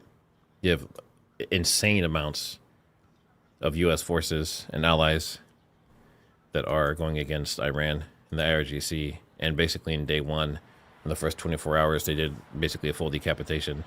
So I don't see this being a super long war, honestly. Let's see. Little Saigon, thanks for the super. I saw X-Shells post that Iran misfired and hit the school. Nonsense or plausible. I also heard that maybe they did it on purpose. So that's definitely a possibility. You know, if you're losing, if you're going to lose the war, why not make it look like the other side did something horrific? I mean, that's definitely been done in history. But I mean, a girls' school, that's pretty dark. Thanks for gifting memberships. We did cover that one. Little Saigon, thanks for another super. Can you share the source? I did that. Yep, we talked about that. Just want to make sure I don't miss any supers here. Christina, thanks for the super chat. Thank you for covering this, Matt. YouTube is my main news source. Much appreciated. Do you think the U.S. is in danger of retaliation in our country? Like I was saying to the other woman, I think so, but I don't think it's... I would say it's like a low-level threat. You know what I mean? I don't think it's going to be something where you have to worry about just going to the grocery store. But if you're going to a major city, to like an outdoor public event, maybe. So I would definitely have your head on a swivel. And if you carry, you know, if you have like concealed carry and stuff like that, I would bring that with you as well. And then Bonnie Lynn, we did address that. All right, cool. We got all those. So Iranians are waking up to the news that the Supreme Leader Ali Khamenei has been killed. Thousands of people are mourning Khamenei's death. The country will observe 40 days of public mourning. The head of Iran's Revolutionary Guard, the armed forces chief of staff, and the top security advisor have also been killed. Now, the developments are unfolding just as the joint US and Israeli campaign against Iran enters a second day. Airstrikes targeted cities across the country, and US President Donald Trump has vowed a stronger... Okay, that makes sense. Boots on the ground war. I don't think the U.S. will go boots on the ground. And the reason I don't think that is because everyone would completely lose their shit. So I think if anyone's on the ground, I think it's going to be Israel. And I think that they called in, I want to say it was like 500,000 reserves or something similar, because I think they're prepping for that. Let's see. Yeah, and a lot of people are saying they made no preparation for that, because I don't think the U.S. had any plans or any desire to be on the ground, to be honest. I think they're kind of thinking of it like they're going in, it's like the cleanup crew. They're going to take out the air defense, the Navy, the leadership, and then they're going to tell the people, like, yes, you should, you know, you should overthrow everything and take it over and own your own destiny. And then if Israel needs to do anything on the ground, then they can go do it freely. And someone said tomorrow, they think they'll have air superiority tomorrow. So if you remember in the 12-day war, I believe it was within the first couple hours, on like the second day, they were freely flying their jets around because air defense was gone, or at least, you know, not functional.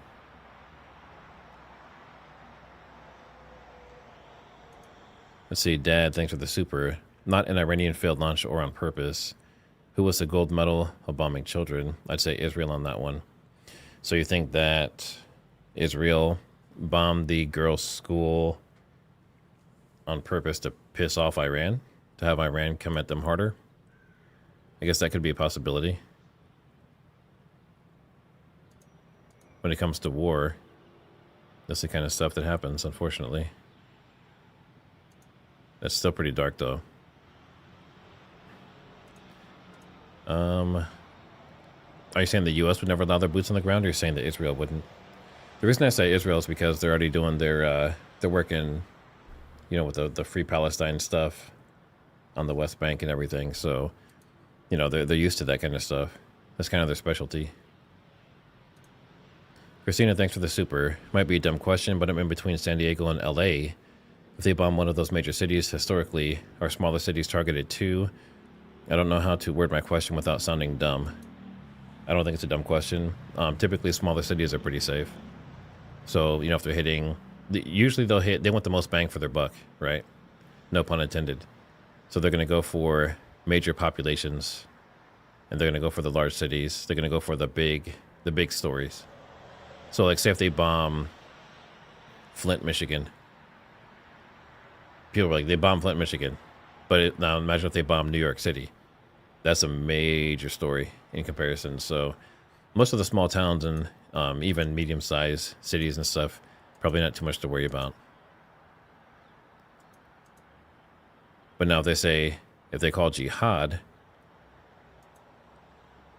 and basically like tell everyone everywhere to attack everywhere, that's a different story. But they haven't said that yet. Someone says that new chosen leader is the Shah's grandson. He's very rich and lives off all the money his grandfather stole from Iran. Yeah, we talked about him earlier. His name is Brigadier General Ahmad Vahidi. I didn't see anything about him being someone's grandson, though. Interesting. Assuming that you're talking about the same person.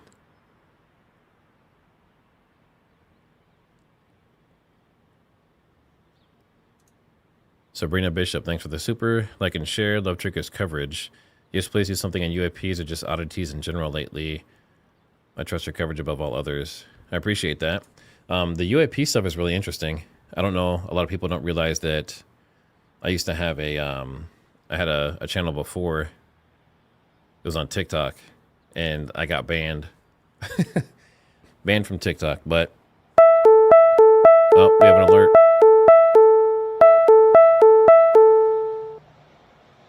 They detected missile launches. Alerts may be activated in coming minutes. Okay, I'm not sure if this is going to end up being affecting Tel Aviv. But they are starting to get alerts again. So there must be some more launches being detected. So we'll keep an eye on that. But yeah, as far as the UAP stuff goes, I had a TikTok channel. And I wasn't really getting a lot of traction. I was kind of doing like Mindseed. Have you ever seen that channel before? He talks about like ghosts and, you know, supernatural stuff, extraterrestrial. So I was kind of doing some of that stuff, just kind of like messing with it. Sounds like an ambulance. But I was messing with that kind of stuff. And then one day a story came out. There's this guy that was saying on a certain date that the United States or the world was going to get attacked by aliens.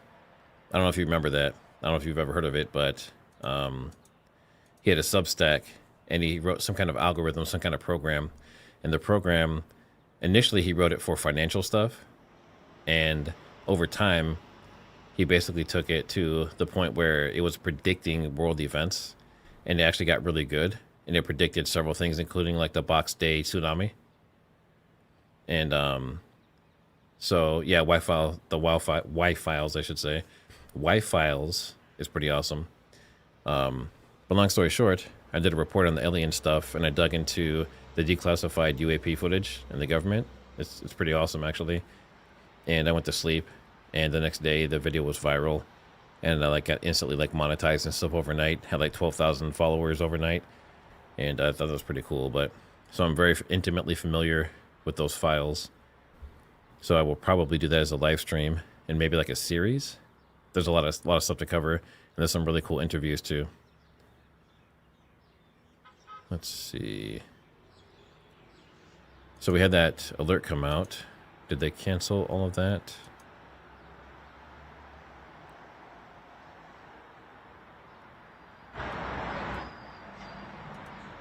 I'm not hearing any alarms.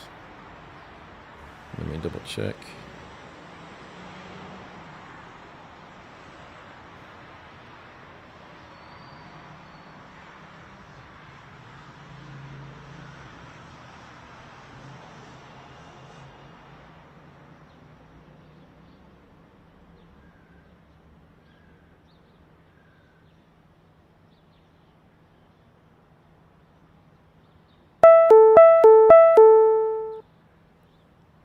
So we have more missiles detected. Where are they going though? This is the first time I've seen it happen this way, where there's a bunch of alerts but there's no sirens going off.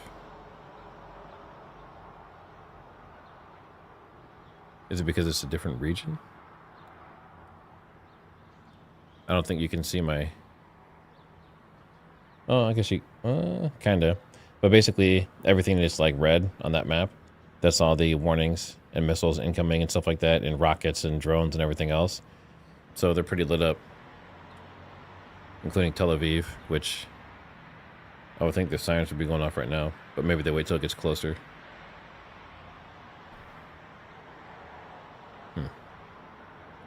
We'll monitor that.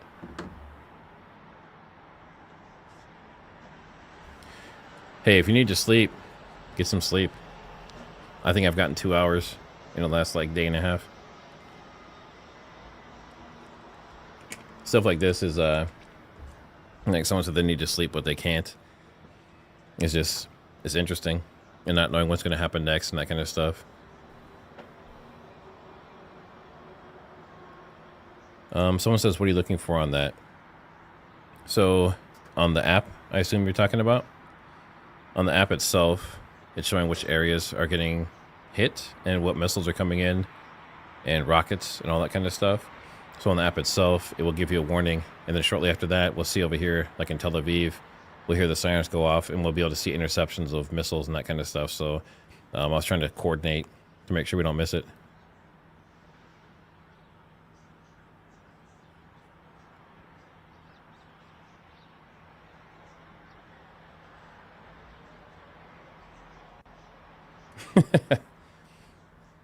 Slouthy says, Trigger strikes me as a prepper.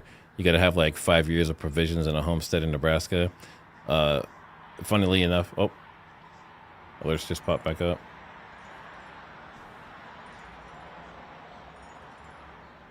So I think what's happening is they detected launches. I don't think they're incoming yet. I think that's why there's no alarms. So it looks like...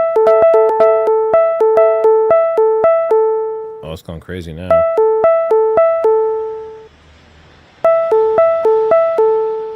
I would expect some alarms here pretty shortly. Within the next like 5 to 15 minutes. Holy hell, there's like 50 different alerts that just went off. I wonder if Iran's doing another huge volley of missiles. Oh, I think we have... Yeah, so they have incoming in Tel Aviv.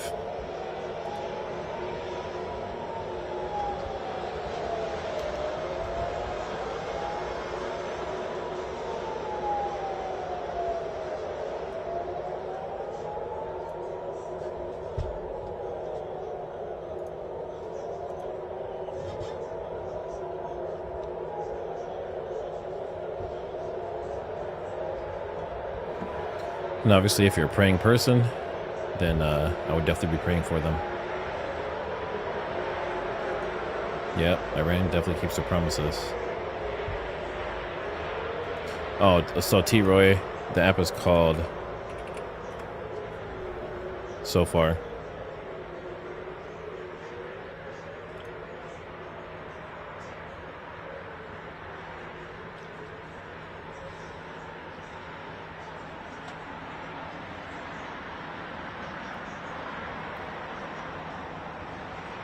I hear gunfire. It sounds like some interceptions. So it must not be hitting Tel Aviv. Yeah, there's hundreds of alerts, Mr. Turpin. I mean, they're constantly under barrage.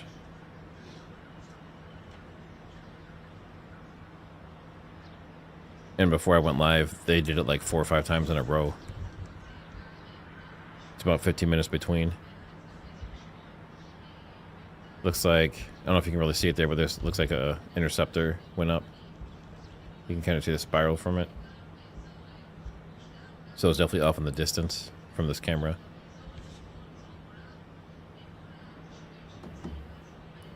So that might have been it for this one.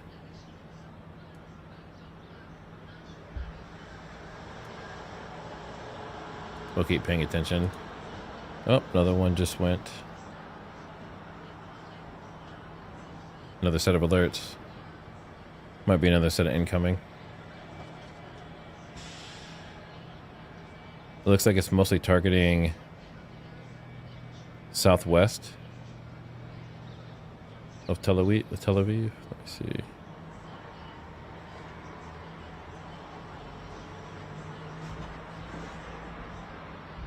Yeah.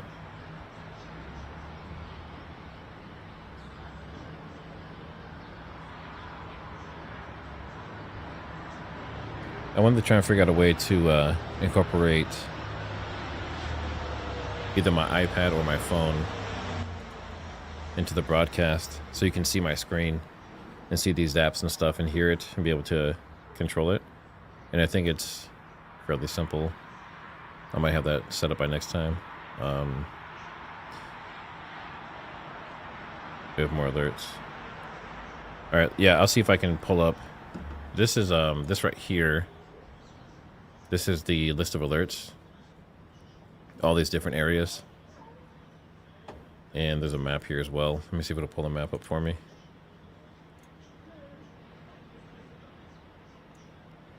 So this right here, this is the map. So it looks like right now it's kind of centralized. So all the warnings and stuff they're getting and the incoming, all these areas in red has something aimed at it, like has a trajectory that might match that location. So typically what happens is the alert goes out. Oh, there's more. So the alert goes out, it updates the map. And then depending on what it is, if it's a ballistic missile, it might be like, 5 to 15 minutes. If it's a drone, it could be a couple hours, honestly. Like drones can take 2 hours to get from Iran to Israel.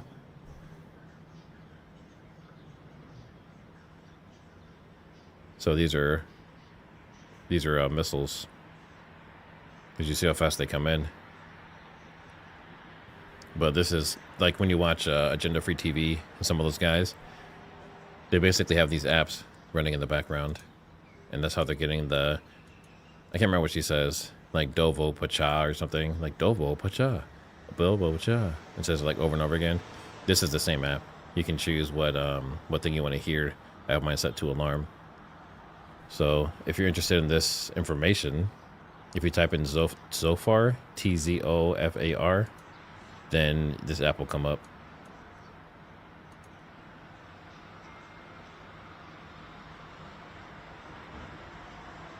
Here, I'll post this out. I see some of you guys are asking about the website.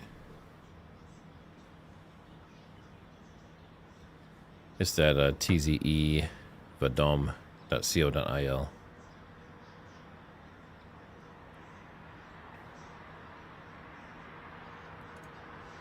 So you're asking, why would you go to a shelter in Israel?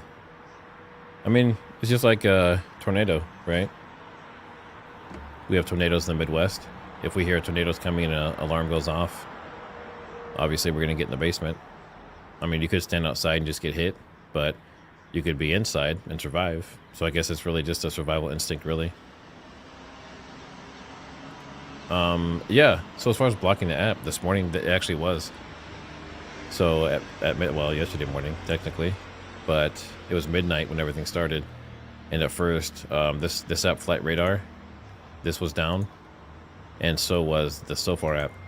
And it was saying something about like blocked IP addresses and VPN. So It seemed like something maybe got hacked this morning. Oh, we got more alerts coming in. So are we expecting... Let me see if anything's going to hit Tel Aviv or Haifa.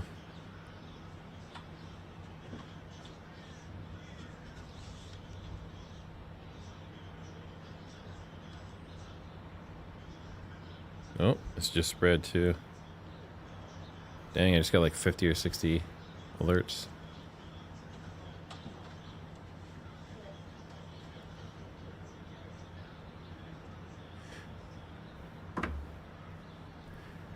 Let's see. Yeah, go ahead and hit that like and subscribe. The like is the only thing that makes YouTube happy these days. And I appreciate everyone being here. I appreciate the mods, members, viewers, people gifting memberships. That's always awesome. I remember the first time someone gave me one, I was all excited. Especially since I'd never actually like paid for membership before. And I was given, I think it happened like 3 times in a row on the same channel. It's always fun.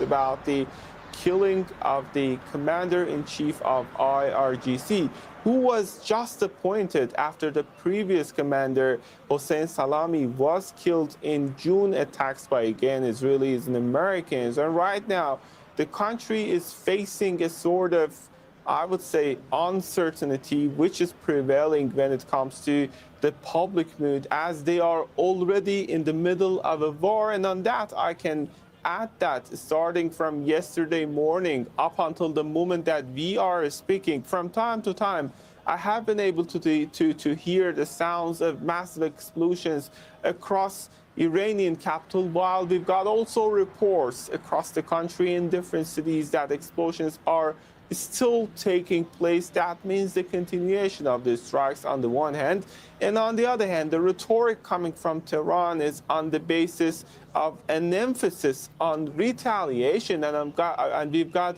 Ali Larijani, the Supreme National Security Council Secretary, as well as Mohammad Bagher Ghalibaf, who is the Speaker of the Parliament, both coming out today putting emphasis on the retaliation. And on that also, we've got the IRGC statement saying that there is going to be an intensive operation, most intensive operation in the history of armed forces of the country, targeting the U.S. military bases as well as the Israeli territories. So far, I can say that name of the game is escalation and uncertainty here in Iran.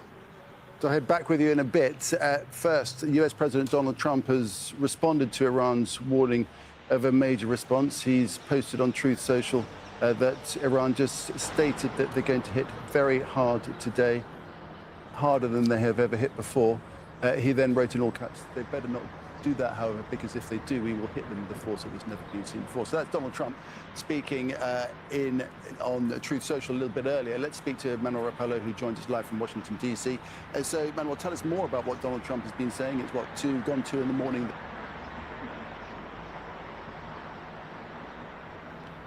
Sounds like a lot of the defensive maneuvers are kicking in. It always sucks because I'm looking around for live cams and stuff, and you can't just... Like, if they're news ones, you can use them usually. But if you use certain live cams and you're not supposed to, you can get copyright strikes. And if you get copyright strikes, then you don't get paid for doing the video. So it's really touchy. And usually people like, what's his name, Steve? With Agenda Free TV, they'll typically pay to have access to that stuff. Like, they'll pay for webcams and they'll pay for access to, like, Fox News streams and stuff like that. And that's something, I mean, I would definitely do that if I did it often enough.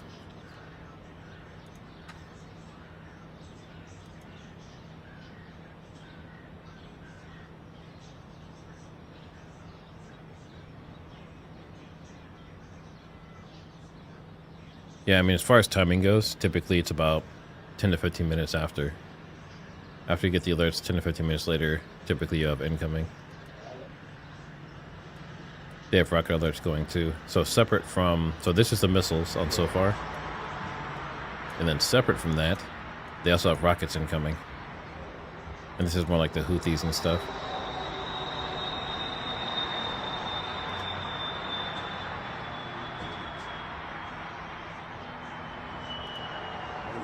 Over the potential for any sort of retaliation from pro-Iranian groups that have been quite loud. The chatter has been quite loud on social media. So again, concerns growing whether or not the United States is properly prepared as questions and the debate continues to go on over funding for the Department of Homeland Security here in the United States. But again, that was Saturday. Many Americans went to bed with many questions unanswered. These are questions that are going to be posed again to President Trump come morning and in the coming days. All right, from D.C. to Tehran. And Iranian media has reported more explosions in the capital there. In response, Iran has launched missiles and drones towards Israeli and U.S. military bases in the region. Let's go back to Tahir Asadi in Tehran and to tell us more about what's been happening in the last few minutes. Well, as I told you earlier, still we can hear sounds of explosion from time to time, and that means that we are witnessing a continuation of the confrontation between the two sides. Also, we've got reports about the activation of air defense system in some locations across the country. And of course, the Iranian side is again saying that new rounds of new waves of true promise Operation 4 is going to be continued to face the Israelis and Americans with retaliatory actions. But speaking of the military officials, key officials that we have right now, reports confirmed about their killings. We know that. So one of you was asking about shipping traffic. So it says shipping traffic through Strait of Hormuz plummets after attack on Iran. Obviously, Iran said don't come through the Strait of Hormuz. It says traffic has dropped by 70%. So that's going to affect everything globally. There's a lot of trade and stuff that goes through there. Commercial ship traffic through Strait of Hormuz dropped and slowed by 70%. And threatens global oil supplies, notably Saudi Arabia and Qatar. Iran warned vessels while Trump vowed to annihilate their navy. Fully closing the vital strait is difficult for Iran, who typically harasses vehicles or vessels. I think they, like in the past, there were a couple of times where, like mysteriously, a couple of tankers like caught fire, or maybe like got hit by a missile or something, and Iran didn't really admit to it. But it says 55 oil tankers remain in the Iranian waters, which is like in this pocket here. So, you know, not a good spot to be with everything going on.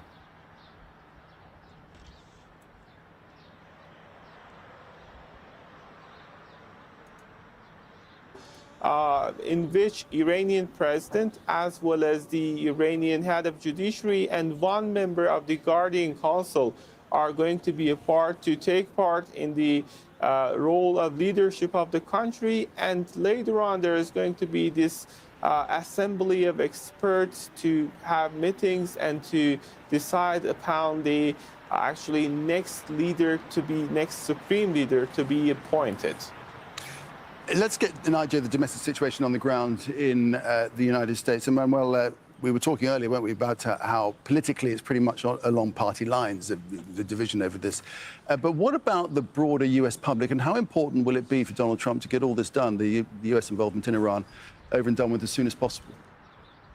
Well, we know that President Trump cares very deeply about making sure that this is done expeditiously. He doesn't want a prolonged conflict. He doesn't want this to be drawn out. He has said himself that he wants this to get done and over with very quickly. But the amount of pressure that the president is going to be facing over the course of the next coming days, not only from lawmakers on Capitol Hill, as you mentioned, this is very much sort of split along party lines. There's been praise from Republicans for these strikes in Iran from the United States, but then there's been criticism from Democratic lawmakers who feel as though President Trump has ignored the U.S. Constitution that is very clear on war powers and whether and what branch of government has the authority to declare war, and it is not the executive, it is indeed Congress. But President Trump is also under a tremendous amount of pressure at this point from his own base. In 2016, President Trump promised to stop racing to topple foreign regimes. That is a direct quote from the President of the United States in the run-up to the 2016 election.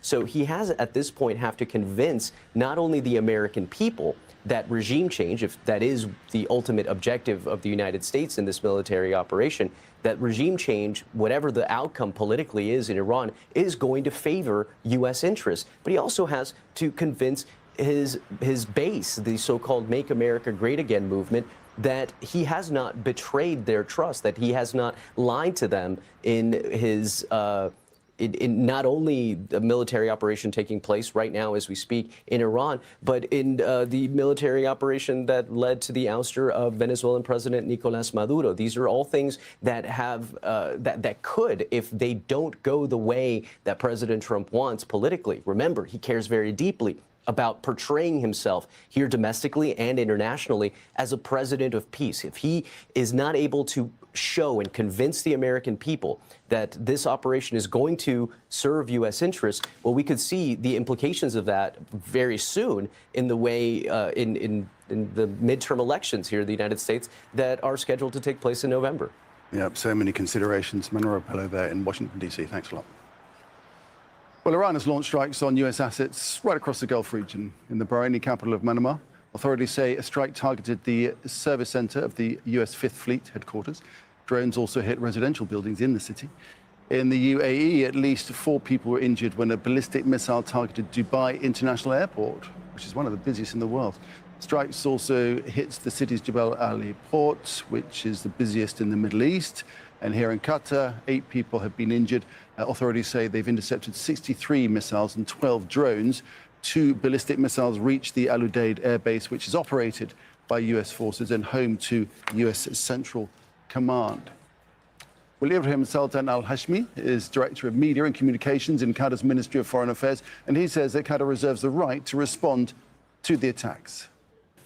In the name of God the Merciful, the state of Qatar condemns in the strongest possible terms these ballistic missile attacks and considers this operation as a blatant violation of its sovereignty and the safety of its territories, and also a grave escalation that threatens the stability of the whole region.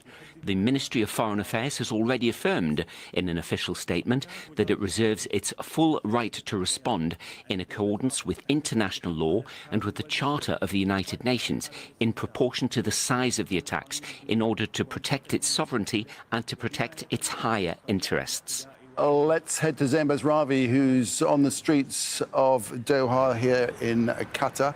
So Zain, over the past couple of hours, we've been hearing the rumbling of missile interceptions. What have you been seeing and hearing?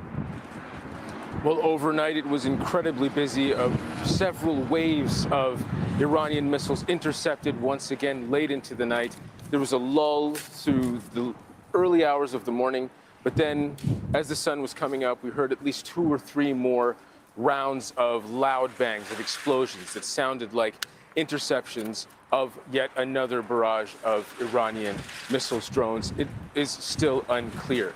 But what we do know is that falling debris seems to have sparked a large fire in the industrial area in Doha, which is between the city and Al Udeid Air Base. So it's in the sort of line of fires, in the trajectory of those interceptions. Again, those interceptions happening over populated areas, civilian residential areas. In this case, a large fire caused in the industrial area where we saw a plume of smoke rising over the sky. And that was just up until about an hour ago, you could still see that large plume of smoke over the city. So far now, it has been quiet in the last hour or two. But once again, this morning, people waking up to the sounds of explosions over Doha. Right, even now, Zain, that plume of smoke is still billowing across the skyline of the capital. And as we discussed a little bit earlier, it's not only here in Doha where the retaliation has been coming through, it's right across the region, right? That is correct. In the days before Ayatollah Ali Khamenei was killed, he had said, as this buildup was happening, something that he said all along, that if there's a war against Iran, it will not be an Iranian war, it will be a regional war. And his words are now outliving him. What we've seen over the last 24 hours and overnight has been a massive scale of retaliation from Iran. On Saturday, across the UAE, Iran fired 137 missiles and 209 drones. It hit major landmarks like the Palm and Burj Al Arab, causing a great deal of tension in a place that is really a tourist hub, an important international commercial hub. There were attacks on airports in Abu Dhabi and as well as Dubai, the world's busiest for international air traffic. Kuwait's airport came under attack in Kuwait. As you said earlier, dozens of missiles were launched, drones as well. And we are seeing this pledge by the Iranian government that it will continue to do this and it will continue to escalate it. And what we are likely to see is the wrath of the Iranian people over the killing of the supreme leader of Iran play out in the coming days. Zain Basravi there on the streets of Doha. Thanks very much indeed. Well, an Iraqi armed group has targeted a U.S. base in the northern Kurdish region. Harir base is in the city of Erbil. Is a logistics hub hosting American troops. Some U.S. soldiers that recently pulled out of Syria were stationed there. Pro-Iran group Saraya Aliwa al-Dam has claimed responsibility for it, saying that the attack was in response to Ali Khamenei's assassination. Iranian missiles have also hit Tel Aviv. Explosions have been heard across the city with sirens sounding in major urban areas. This is the aftermath of some of those attacks. A number of people have been wounded. The Iranian media is reporting strikes targeted Israel's army headquarters and a weapons manufacturing complex. And Nida Ibrahim joins us now from Ramallah in the occupied West Bank. So, Nida, the Iranian response very much underway this morning, right across the region. What have you been observing from Ramallah? Well, just in the past 15 minutes, we've also heard another round of sirens that sounded off across Israel, mainly in the area of Tel Aviv and Jerusalem. We've been able to hear from where we are right now a loud sound of impact that could be an interception, but usually the interceptions are a bit lower in volume in compared to this one. Yeah, I've been hearing on this Tel Aviv cam, I've been hearing what sounds like machine gun fire or something pretty regularly. And I know they do have some guns that intercept in addition to the interceptor missiles, but it's been very strange. But she's basically saying the same thing. But there is a Globemaster, which is this plane here, and it's a heavy cargo plane. And it's heading from Cyprus down towards Gaza Strip. I wonder what that's carrying. In the occupied West Bank saying that remnants have fallen in a Palestinian village. This is something that we've seen time and again, not just in this. And what's over here? Before that, we believe that the system of air defenses, the Israeli air defenses that are scattered all across the occupied West Bank, are designed to protect the illegal Israeli settlements and not. I wonder if there's something that shows where the aircraft carriers are. Obviously, I don't want to dox our own aircraft carriers. That would be terrible. But and also in Israel, where we've been taking a tour on Israeli media. Let me see what there is. Has been praising the Israeli attack and the fact. And we should have had missiles coming in already. We already should have had alerts and alarms. So maybe they got canceled. Sometimes they get intercepted before they even make it to Israel. He did not realize that Israel has changed following October the 7th.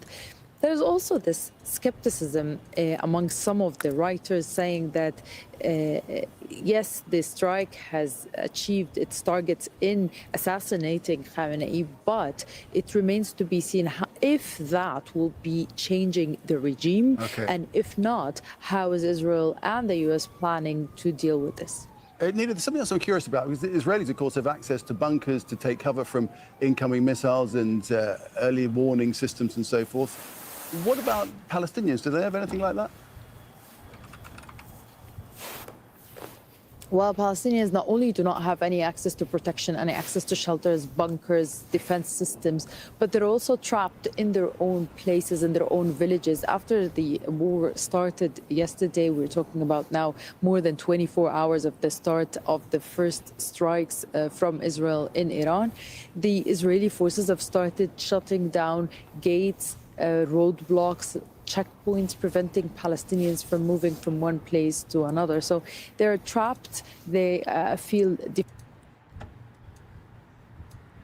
Quick breaking news. We have locals that are protesting strikes on Iran in Pakistan. They're at the U.S. consulate and they're breaking in. And they're actually trying to bust down the doors and stuff.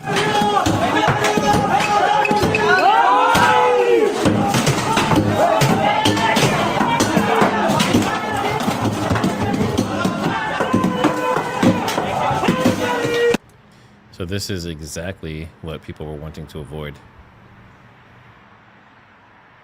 And then we have Taliban. They're saying Israel and Iran are one. So we have Al-Qaeda that's backing Israel, and we have the Taliban that's backing Iran.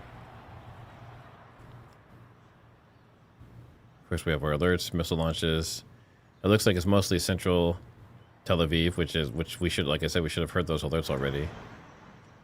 It's like they just disappeared. And I still see them on the map. You can see them here in this map. So I'm not sure. Maybe they got hacked.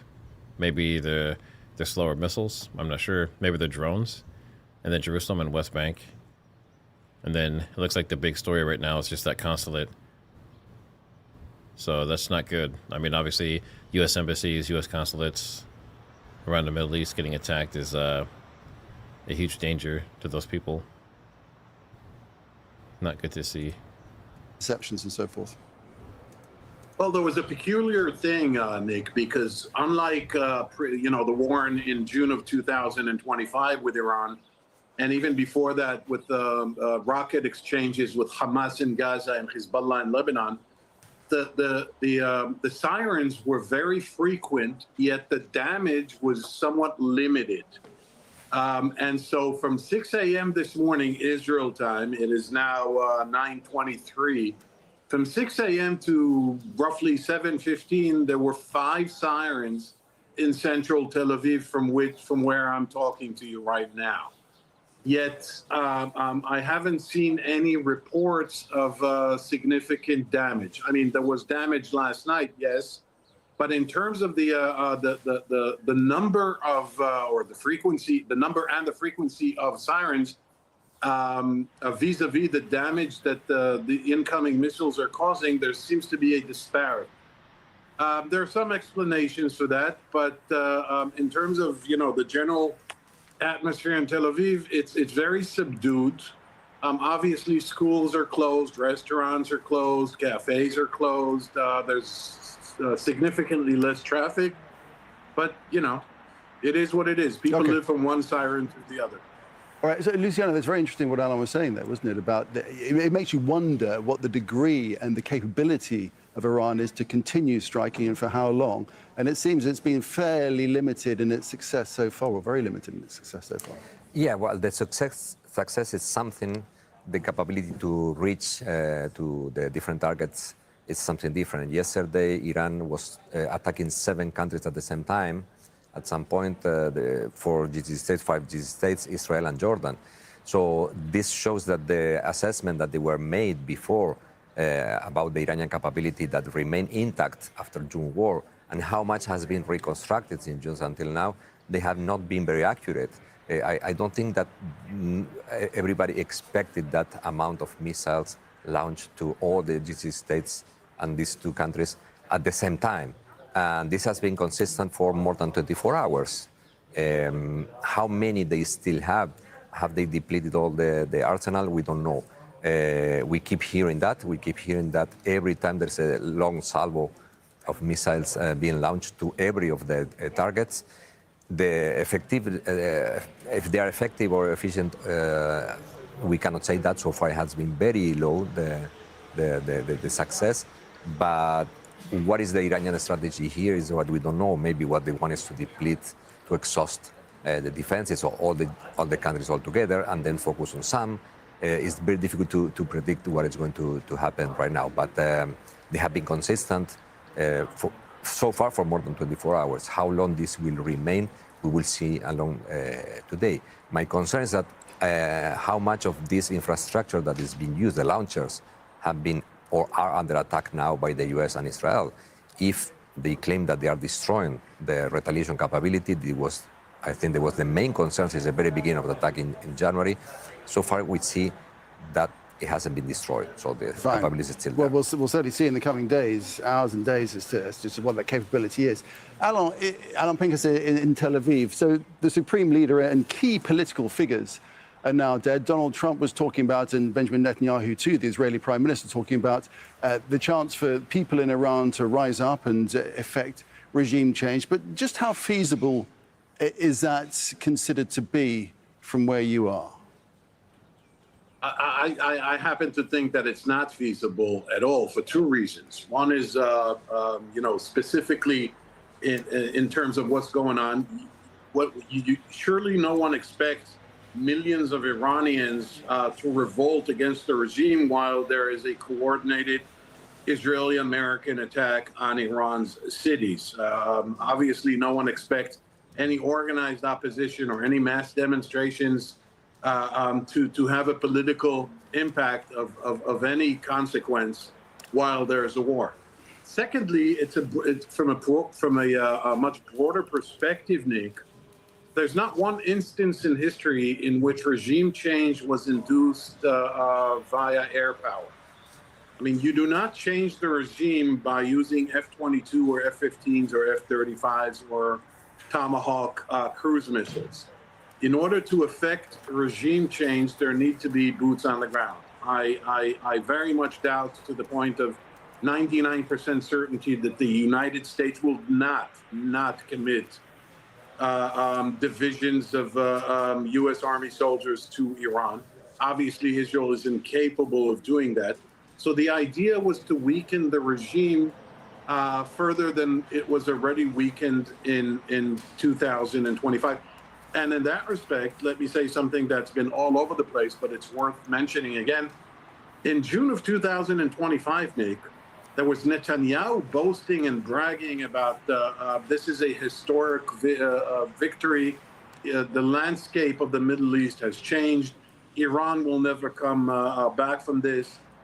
This is not just a moral, but a military knockout. And there was Donald Trump saying, we obliterated, we annihilated, we eradicated, we eviscerated Iran's nuclear program. Okay. 8 months later, they're going to war again. So I don't see a regime change coming out of this. Let's head to Ramallah. Nida Ibrahim is joining us from there. So Nida, the knock-on effects of this are far and wide. Indeed, Israeli raids and settler attacks, well, they continue unabated in spite of all this. Yes, you would think that the Israeli settlers would give Palestinians a break on a day where the skies of Israel and the occupied West Bank were facing rocket launches, intercepting missiles, as well as drones. But no, this is the reality that Palestinians fear is going to intensify under the disguise of war, which we've seen happen during the war in Gaza.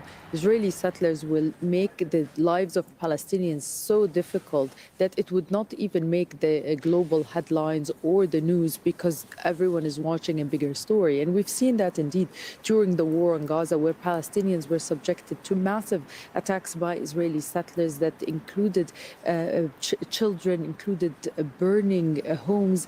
Just since the beginning of the year, hundreds of Palestinian families have been forced to be displaced from the places that they were in for decades. Other families have been displaced not just once, but several So it looks like there have been early warnings issued for northern Israel. There was detected launches. This was about 35 minutes ago, and the missiles take about 15 to 20 minutes to get there. So it's very strange. It's like radio silence.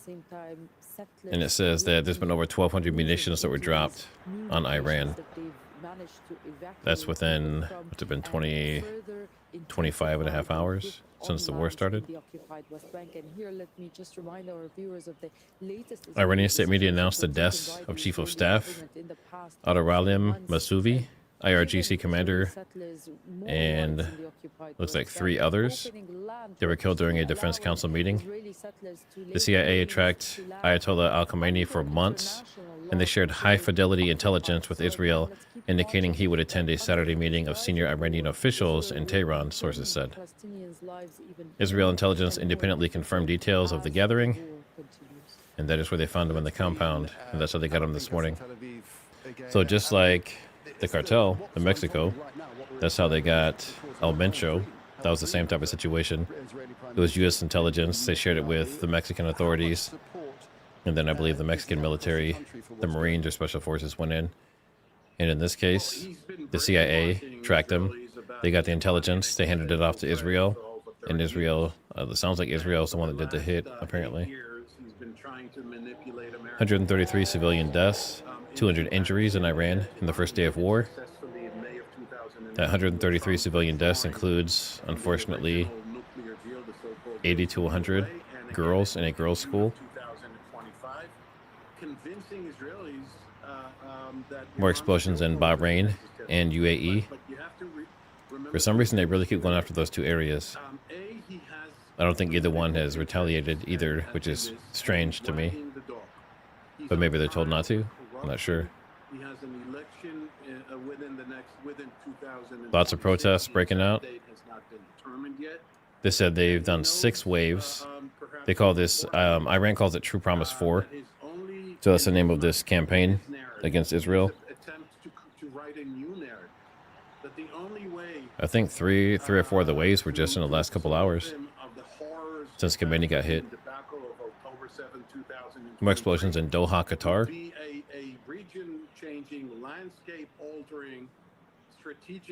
That looks like all the updates for now from that side. It says the fighter jets are actually doing air-to-ground ballistic missiles, which is interesting. So obviously, most of what, actually I think all of what Iran has is, you know, missiles on their launchers, and they launch ground to ground. They're saying that, I think it's an F-15E or something similar, is putting these ballistic missiles onto these jets. They're putting it onto these, and they're launching them off of these.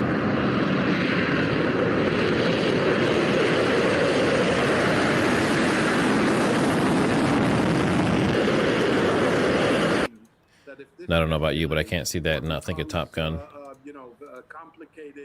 It's a good movie back in the day. All right, let me turn this back up. All right, at least look ahead to the potential for that change in the regional, that potentially drastic change in the regional landscape that Alan has been talking about. For the Iranians, will the killing of the supreme leader steer their policy and their thinking in a different direction now? Well, so far what we know is it did not change. The killing was circulating since yesterday. It was recognition late night, if I'm not wrong. And this morning we started to have attacks again. So the strategy, at least in the military level, did not change. I think that they have a commitment to continue the war as planned before, because at the end of the day, the final decision maker was Khamenei, but was not the only one making the decision. All this strategy is made or was made by a different, but a very important group of people, including Shamkhani, who was also killed, Larijani, the head of the IRGC that was also killed, and different heads of different institutions. It's a much more collective way of making decisions in the Security Council, the National Security Council, and in the Expediency Council. So the fact that Khamenei disappeared doesn't mean that it will change the structure of this decision making. Probably, as someone already posted on Twitter, probably the new leader is already chosen, but we don't know yet. The decision has been made. We all knew that Khamenei was a target and they wanted to eliminate him, and that supposedly Khamenei left a list of 3 names to be chosen from. Probably this leadership council has been already elected, and they are continuing business as usual until there is a new development in the region that may change that. But I don't think, as Alon said, the changes will be a general uprising, and the regime will not be overthrown by missiles or airplanes. All right, Luciano Zakara here in the studio, and Alon Pincus in Tel Aviv. Thank you both very much. Thank you. Thank you. Well, aside from Hanei, Iran's military high command was also taken out in the first day of those joint US-Israeli strikes. Among those killed, the Revolutionary Guard Commander-in-Chief, Mohammad Pakpour. He only became the head of the RGC 8 months ago after his predecessor was killed by Israel in June. Iran has also confirmed the death of Abdul Rahim Mousavi, who's chief of staff of the armed forces. He was also appointed in June after the death of his predecessor. Also killed, Iran's defense minister, Aziz Nazirzadeh, a figure that oversaw weapons development, including long-range missile production.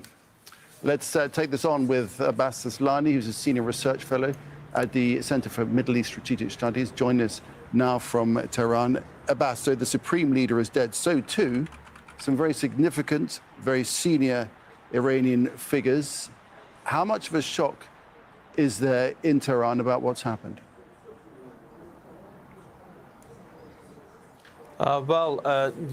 The attacks and the strikes from the United States and Israel were not coming as a surprise, and Iran was not caught off guard this time. But, the announcement of the killing of the leader as well as senior commanders came as a shock to the public. However, the response coming from Iran's military forces yesterday and throughout the night indicated that they had planned for such a scenario, and they were actively engaging with the targets in the region against American assets as well as Israeli ones. And the efforts is being made at the moment to form an interim leadership council in order to lead this transitional period until the Assembly of Experts elects a new leader. And that is meant to somehow maintain the stability in the country. And Iran is challenging with two problems at the moment: the vacuum or the loss of big figures within the system, in addition to threat coming from outside, which makes navigating through this challenging time very difficult. But so far, they have been trying to somehow handle it in an effective manner. So the days to come also will be very important and sensitive days. All right, but despite that vacuum, what you're saying, I think, is that plans were made, that people, the Supreme Leader and his deputies predicted that what has happened might happen, so plans were put in place, and that includes the means to carry it out. We do not dismiss it. We do not gamble with our survival. We act. Thank you. Thank you, Ambassador. Thank you. It's Pamela Falk from U.S. News and World Report. Thank you, Ambassador, for the briefing. Since you're talking about regime change, can you confirm whether or not the Iran Supreme Leader has been killed, and what happens next, if so?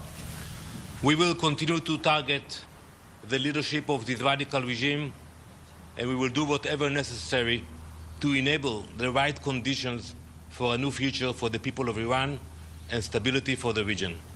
Thank you. How long is this going to go on? As long as it will take to achieve the goals I just mentioned. Thank you very much. Thank you. Ambassador, the Prime Minister told the Iranian people that he will let them know when it's time for them to come on the streets. What's the end goal here for Israel? I think everyone sees what's happening on the ground and understand that the time for the Iranian people to take control of the future is very soon. Thank you. Mr. Ambassador.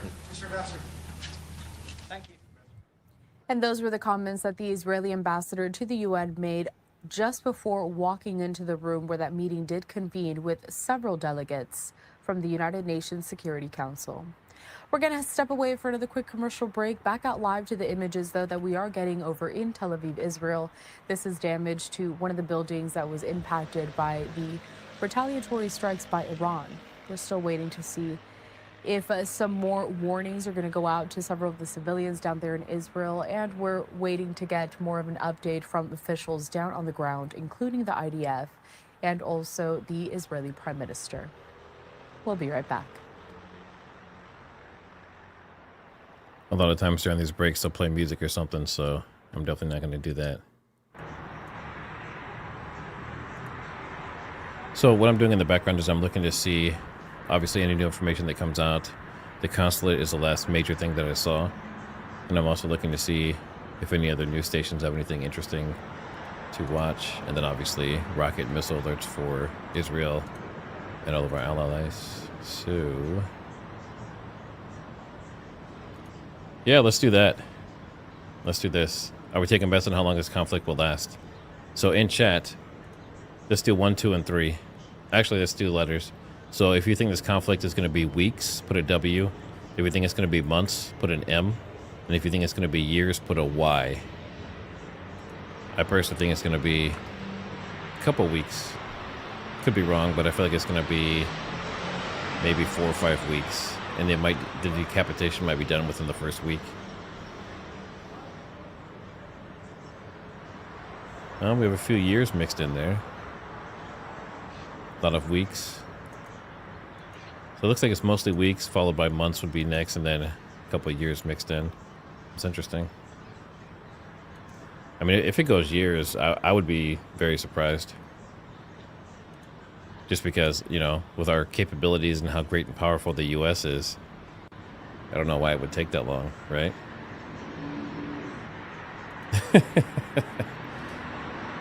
Yep, you can always do E for the E-files.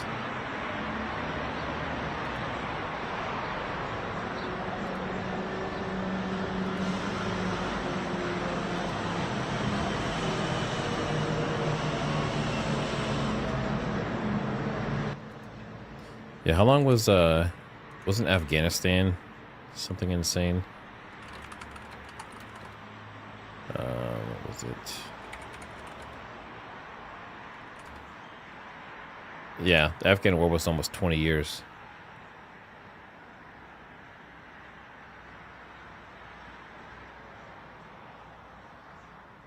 So after the 9/11 attacks on October 2001,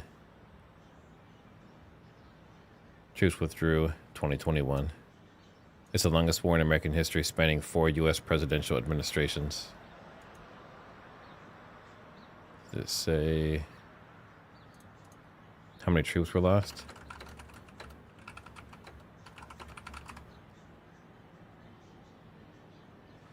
So 20 years long, over 20 years, we lost 2,400 U.S. troops, 3,500 coalition deaths, and 66,000 to 92,000 Afghan military police deaths,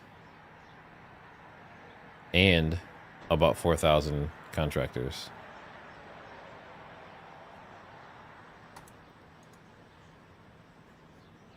Now, of course, since we're here, I have to ask about Ukraine and Russia. How many deaths in the Ukraine-Russia war? Let's see, as of 2026, I'm sure these numbers are very, very low. But estimated deaths exceeding 325,000 for Russia and up to 240,000 for Ukraine. There are, it says total casualties, including killed, wounded, and missing for both sides, are closer to 2 million. So, yeah, we're looking at least a couple million. 1.2 million to 2 million. That's insane for a proxy war.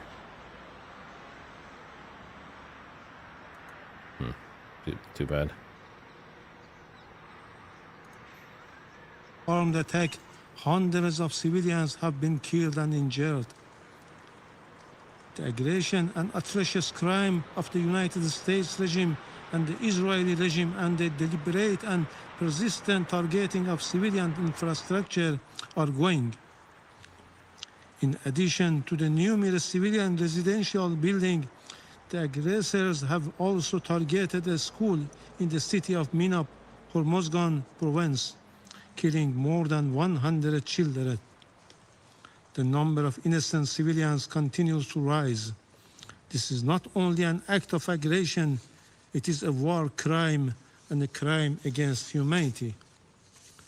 Yet today, once again, the representative of the United States, through a regrettable pattern, has attempted to distort facts and rely on misinformation to justify the blatant aggression of the United States and Israel against my country. The facts, however, are unequivocal. The justification advanced by the representative of the United States today are illegal and entirely devoid of legal foundation.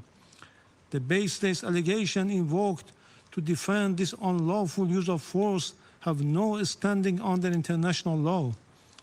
The invocation of preemptive attack claims of imminent threats or other substantiated political claims cannot legitimize aggression. Such claims are unfounded legally, morally, and politically, and they contradicted the clear principles of the Charter of the United Nations. I also categorically reject the assertion made by the representative of France, the United Kingdom, and certain other Western members regarding Iran's peaceful nuclear program. These claims lack a factual and legal basis. Mr. President, distinguished colleagues, the President of the United States and the Prime Minister of the Israeli regime have openly claimed responsibility for this act of aggression and have explicitly articulated regime change as their objective, an unmistakable admission of their intent to violate Iran's sovereignty and territorial integrity. The President of the United States has falsely described this aggression as necessary to neutralize an imminent threat to the American people. This is nothing more than a deliberate attempt to mislead the international community and the U.S. public opinion and manufacture consent for unlawful war. Similarly, the representative of the United States has cynically sought to mislead this council. Yet history provides ample documentation that the foreign policy of the United States has repeatedly relied on unlawful force, covert intervention, and political manipulation to alter the governments of other member states. This record is well established. The reality is clear and undeniable. What is taking place today against my country by the United States and the terrorist regime of Israel is a blatant act of aggression, a full-fledged violation of international law. No justification, no accusation, no narrative of disinformation can legitimize or excuse this manifest crime and aggression. Mr. President, we have communicated. Now, have any of you heard the story? There is an Epstein email. Let me see if I can find it here really quick. There was an Epstein email that said there'd be war with Iran, or specifically just war in 2026. And I want to see if that said anything about Iran specifically. Let's see.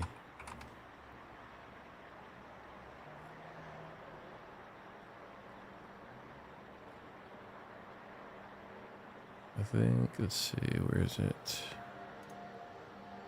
It sucks because on X you can't zoom in.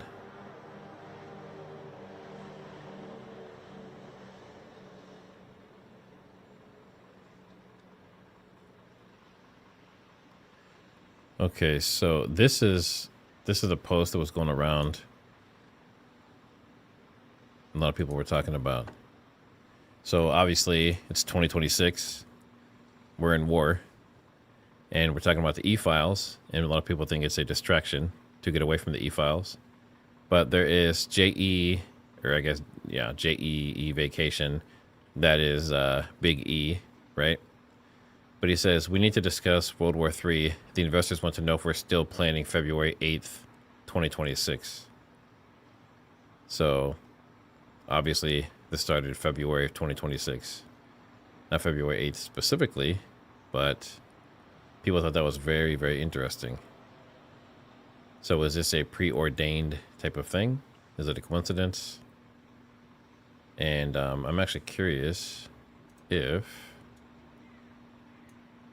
So if you've never been to the site, it's justice.gov/big E. You have to say, you know, you're 18 or older, and then you can search in here. So let me see if, what was that date? So I'll search for discuss World War III. We'll see if that actually pulls it up to make sure this isn't like AI or something generated. So that's not showing. So is this fake? Is this a fake post? I've seen this multiple times now. I guess I'll just put World War III and see if that even shows up.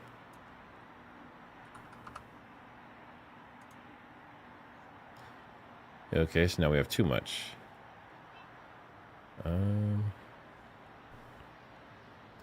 World War III, Syria missiles. Yeah, I'm not seeing that exact same one. What if I search off-grid? I mean, this could be a case of it's fake, or this could be a case of the search doesn't work that well.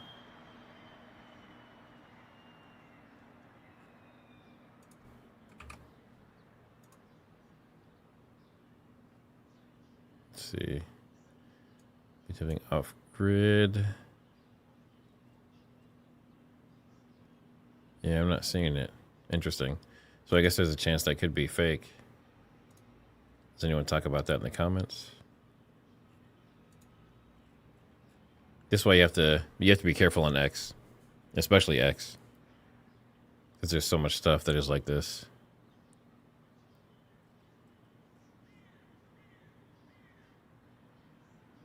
Yeah, here we go. So someone says this is a real document. So is this really the real document? Let's see what this one says.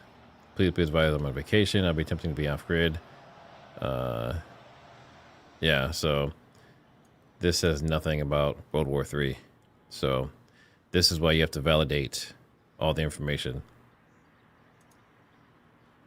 And I was on a live stream, I think it was last week, and same thing happened. Someone said that Savannah Guthrie's husband was in the e-files. And I searched for him, and I found his name. But when I went to his name, the person that was referenced in the files was like some kind of physicist, some kind of like super high-level scientist in a university. And clearly that's not her husband, because her husband isn't like politics. So we kind of debunked it right there during the stream live, which was pretty cool. That previously and formally conveyed this warning to the Secretary General and the Security Council. 4. Despite continuous U.S.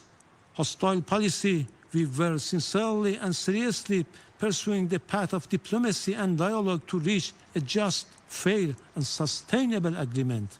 Yet, for the second time in the midst of the negotiation, the United States betrayed diplomacy and resorted to force and launched an attack against my country in blatant violation of Charter of the United Nations, presently interfering in Iran's internal affairs. They are even calling on the people to riot against their own government. The recent record of the United States toward Iran is equally clear. Since January 2025, the U.S. administration against reinstated the hostile approach, including the policy of so-called maximum pressure and economic strangulation through sweeping sanctions. The General Assembly has repeatedly voted by overwhelming majorities against such unilateral coercive measures. The objective of these illegal measures has been transparent, unconditional surrender. Despite repeated warning by Iran to the Secretary General and the Council regarding serious violation of the Charter by a permanent member, the Council has regrettably failed to discharge its primary responsibility, allowing the erosion of the rule of law in favor of the rule of force. 5. Just as the Israeli regime succeeded in dragging the United States into the quagmire of war with Iran, the United States in turn is deliberately seeking to to expand the scope of the conflict by exploiting spaces in the Persian Gulf region. The hostile U.S. government dream of swallowing Iran and forcing the Islamic Republic of Iran into submission will never be realized. This war, before being a contest of military equipment and advanced technologies, is a battle of wills. And in that battle, the Islamic Republic of Iran will prevail. Furthermore, the Islamic Republic of Iran has repeatedly affirmed its commitment to diplomacy and negotiation. However, it will never submit to pressure, coercion, or force. Diplomacy has rules and principles. It cannot coexist with aggression. 6. The duty of Council members is to defend international law and specifically because it's part of the region, but also because Oman, of course, is where this mediation was taking place. Yeah, indeed, look, here, as I just said it, they had a strategy of deterrence based on 2 pillars. Making sure that it's going to be costly for Americans, and so we are going to target everything and we are going to respond everywhere. But in parallel, they were also on constant basis, repeatedly threatening the regional countries as well, that they are going to hit the American bases in the region, but not limited with the American bases, that they are going to hit the energy infrastructures of the region, the strategic infrastructures, but anything that is related to the USA. So by regionalizing the war, Iranians believe that the regional countries are going to stop Americans. So that is the hope. However, the risk is that, so that is perhaps a part of that, because look, when I was there last month, Fars News Agency, which is affiliated with the Revolutionary Guards that we have just mentioned, they have been constantly sharing some of the pictures of Dubai, showing the luxury life in Dubai, the energy infrastructure, for example, that is connecting Azerbaijan's oil through Turkey to Europe, and Doha, some of the American bases, so civilian, energy, and military, all together, sharing them, saying, you know, these are the potential targets. But perhaps the outcome, the consequence, is going to be something that absolutely Iranians are not looking for. Because if this kind of attacks continue, then we might see the scenario of 1991 repeating itself, when the regional countries joined the American-led coalition and fought against Saddam Hussein's invasion of Kuwait, because they were not feeling safe when Saddam was throwing the missiles to both Israel, but also Saudi Arabia and other places as well. So eventually this strategy actually could backfire and force the regional countries to go under the umbrella of the USA more and more and be a part of the US-led regional coalition against Iran. That is the risk awaiting for Iranians. Yeah, there's so many moving parts and potential machinations. It's so very complicated. But Rasul, thanks for that and explaining everything for us. Rasul Sadar. Here in the studio. Well, hundreds of people have gathered outside the White House in Washington, D.C., and of course at other locations right across the Capitol. That was on Saturday in protest of the country's attack on Iran. Organizers coordinated protests within hours after President Donald Trump announced this coordinated U.S.-Israeli military strike on several locations in Iran. Let's hear now from Paddy Culhane, who has this report. About 200 people gathered outside of the White House. Looks like we have some new launches coming in. Here, he's in Florida. They basically closed down the street. It's a bunch of different protests. There was already supposed to be in several areas. Customs enforcement protests. They've now moved here largely. So we'll see him in probably like 10 or 15 minutes, maybe sooner. Not be attacking Iran, calling on Congress to act. We do expect we'll see more. I don't see anything new over here, unless that's. I wonder if that's showing the original one from this. Let me show map again. Oh, it won't let me show map. What he said on the campaign trail is that he would not get the country into any more foreign wars. Paddy Culhane, Al Jazeera, Washington. Iran is striking targets across the Middle East. While So we're in it's a bigger area now. So before it was more central, just around Jerusalem, and now it's also in northern Israel. The country that was mediating between the U.S. and Iran. Iran has vowed retaliation for the death of its So we'll see leader, if they start incoming. Ayatollah Then Ali Khamenei. we'll go back to He was the #1 authority Tel Aviv ruling and see if over we hear all sirens and branches see any of interceptions or government, including anything. the military and the judiciary for 37 years. His rule was marked by staunch opposition to the U.S. and Israel, shaping domestic politics and regional influence. Iran's military high command has also been killed. Among them, the Revolutionary Guard Commander-in-Chief Mohammad Pakpour. He only became head of the IRGC 8 months ago after Israel killed his predecessor in June. Iran has also confirmed the death of Abdulrahim Mousavi, chief of staff of the armed forces. He was also appointed in June after the death of his predecessor. Iran's top security official, Ali Larijani, says plans are in place to form a temporary governing body to carry out Khamenei's duties. Today, the Temporary Leadership Council will be established so it can carry out its duties. It will take form today. All of the specifics are laid out in the law, and yesterday we held a session for its preparation.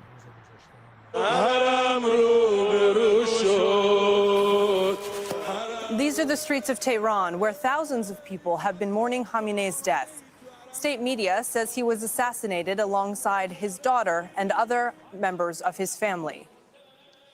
Thousands of people have also gathered in the cities of Isfahan and Tabriz. The country will observe 40 days of mourning. We have a team of correspondents in Tehran, in Washington, D.C., Ramallah, in the occupied West Bank, and in Beijing. But first, let's go to Tawhid Asadi, who joins us now from Tehran. Tawhid, Iranian media has been reporting more explosions this morning in the capital, Tehran. What can you tell us about what's happening there right now? Well, actually, over the past, I can say, more than 24 hours, we have been witnessing the continuation of these strikes as it started yesterday in the morning and in the vicinity of Pastor neighborhood. We witnessed these strikes several times. At the end of the day, it turned out that the supreme leader of the country, Ayatollah Ali Khamenei, was killed alongside with many others. Actually, some important figures that you mentioned, such as Mohammad Khakpour, the head or the commander of IRGC, and Abdulrahim Mousavi, who is the chief of armed forces of the country. And added to that, I can add two other names, Aziz Nasirzadeh, who was actually the defense minister of the country, as well as Ali Shamkhani, who was the secretary for the defense council of the country. Stakes are high. Situation looks to be quite complicated, seeing this recent developments. But still, speaking of the latest lines coming from the country, we know that there are demonstrations, there are people outside in a sign of protest against these U.S. and Israeli strikes at the time being. And also Tehran says that it is continuing the trajectory of its retaliatory action, and on that we are receiving more and more reports about the Israeli territories being targeted by the Iranians and also the U.S. bases across the region. And that was something that Iranians already, just ahead of the talks that they had, all of a sudden, actually it was interrupted. But again, just very before the talks, the Iranian foreign minister said that in case of a U.S. attack, there is going to be a risk of regional confrontational scenario. And now this scenario is exactly taking place. And Iran is saying that this is going to be a sort of quote-unquote most intensive operation. IRGC a few hours ago came out with a statement to talk about the sixth wave of the True Promise Operation 4, and it says that more than 25 headquarters and bases of the Americans in the region are being targeted, plus some important military facilities in the Israeli territories. All in all, what we are hearing. It looks like there was a shooting at Riverfront Live in Cincinnati, resulting in 13 people being injured, I don't see any reports of any deaths. And police and emergency responders were on the scene. The firearm was recovered, of course. Several victims self-transported to the hospital, and the condition of those injured are currently unknown. That looks like that's happened within the last hour, maybe. Let's see if there's actually a report or something. I think this is just...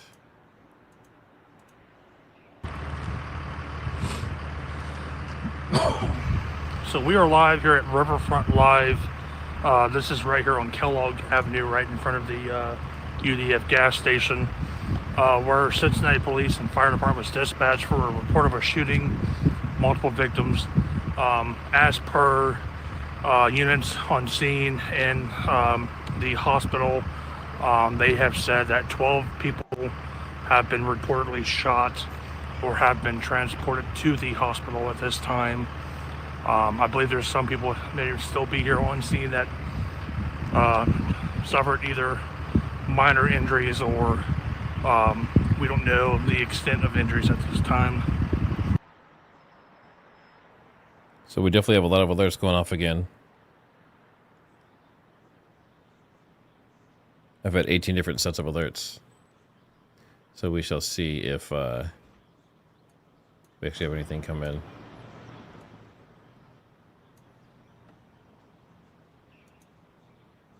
Harder than they have ever hit before. He then wrote in all caps, they better not do that. However, because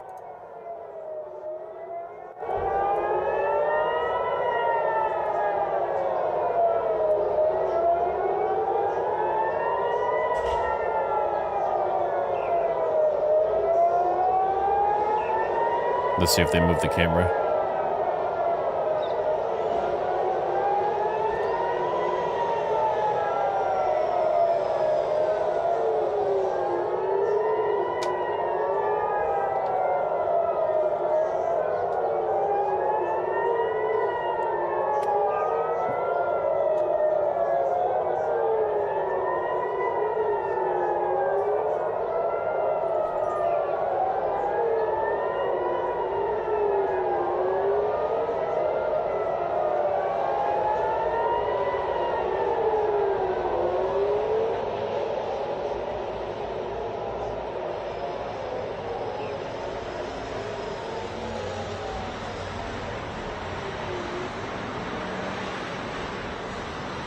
Did they all get intercepted?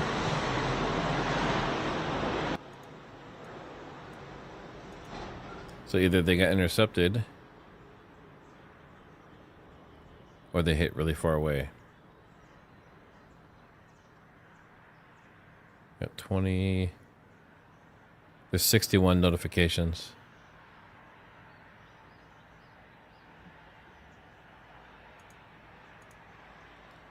Irish Rebel, thanks for the super. Thank you for covering this. Greetings from Ireland. I like the Irish accent. I think I'm part Irish. Very small percentage. Let's see. Lisa Conklin, you said you just woke up. So Ohio, there was a shooting of... I mean, it's still still a brand new story. Let me move this out of the way here. But there were 13 people that were shot at Riverfront Live in Cincinnati, Ohio. Looks like it's some kind of concert or something. And there's all these different people here. A lot of people self-transported to get to the hospital, and they don't know anything yet about injuries or any deaths or casualties. So that's what that's what happened. Another shooting. Seemed like it was some kind of hip hop show or something. Or so maybe gang related. I don't know. Definitely not good. And it looks like I think a 19-year-old guy shot the 13 people. And good morning.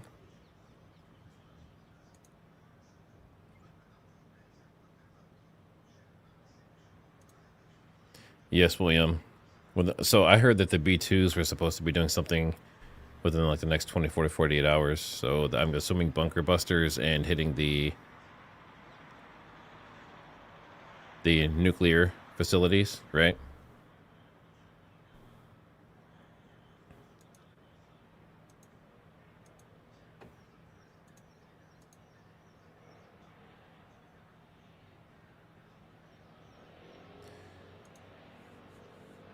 That's possible, Savvy. They might be pointing the camera away from damage on purpose. Let me see if I can find anything online of any reports of damage. Usually that stuff comes out pretty quick. Let's see.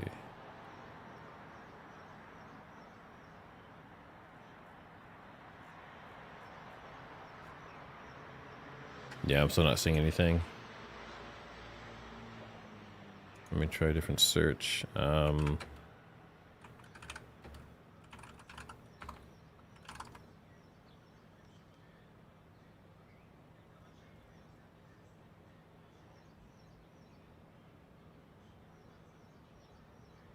So, okay. Maybe this is part of the reason why I can't find stuff.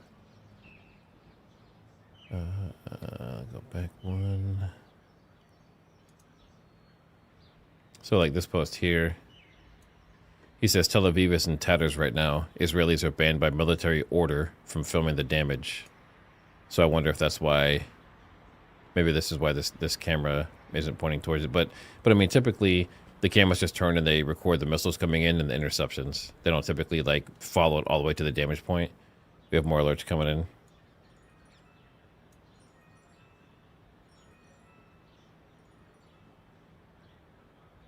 And Tawhid, is that what you're hearing? Obviously, I can see you looking out of the corner of your eye and trying to catch a glimpse of what's happening around you. Have you been hearing that consistently all morning? Is it more than it was yesterday, do you feel, or is it roughly about the same? Sure, I'm not sure, but it sounds like a very massive sound.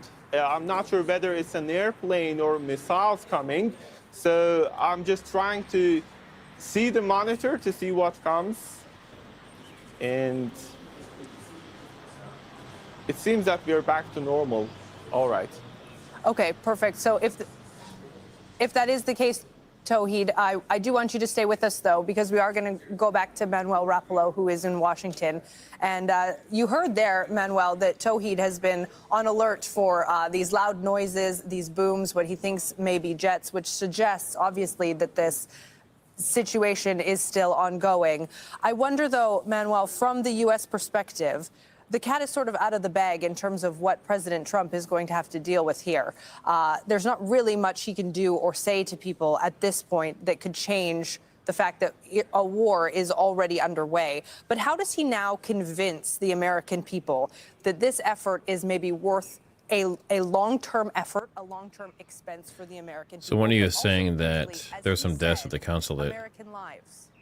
Is that, so it says 6 people confirmed killed, is that 6 U.S. people from inside the consulate, or is that just 6 people in general? Specifically, Democratic lawmakers who have criticized President Trump over a lack of transparency, not giving them enough warning or information over what would be done in terms of this military operation that is being conducted in conjunction with the Israeli military. Now, there was an update that was given to Congress by I don't see anything confirmed yet. Rubio, but that was More information alerts. that was being provided to Should be Congress incoming here as shortly. The operation was already taking place. So this sidelines, this is the criticism that we're hearing from many lawmakers, is that this sidelines and disregards the U.S. Constitution, with many of them saying that the operation itself is illegal from a U.S. law standpoint, because the Constitution of the United States makes it very clear that the power to declare war rests on Congress alone,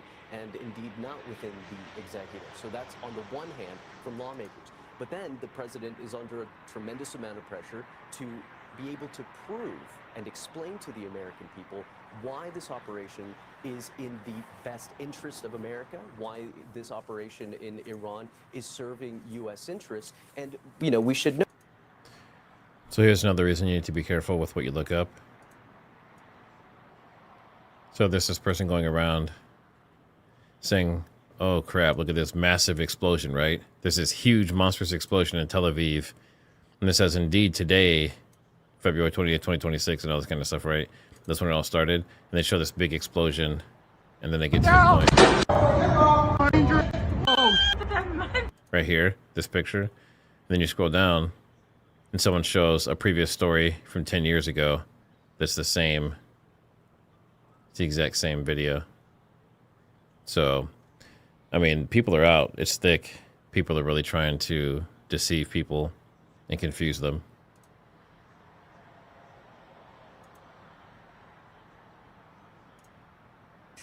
Iranian missiles have also hit Tel Aviv. Explosions were heard across the city with sirens sounding in major urban areas.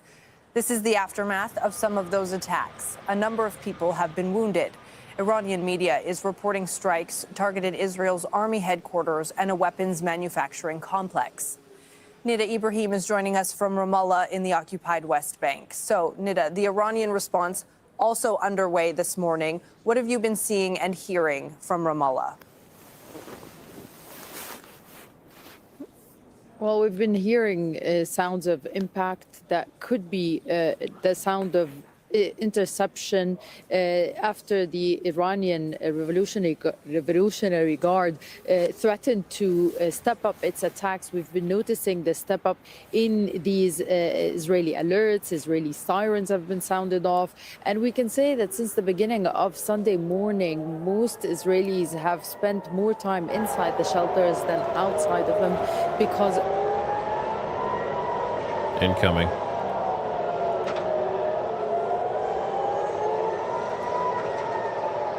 Let's see if they move the camera.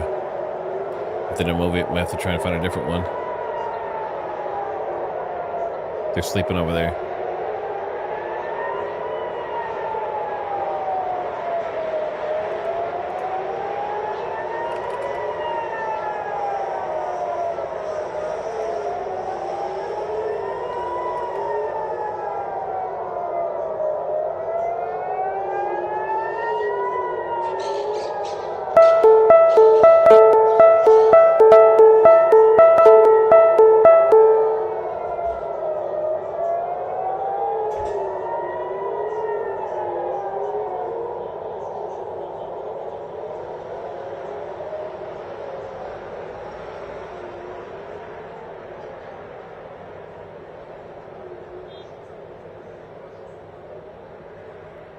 So you can hear some faint explosions and low rumbles and what sounds occasionally like machine gun fire, but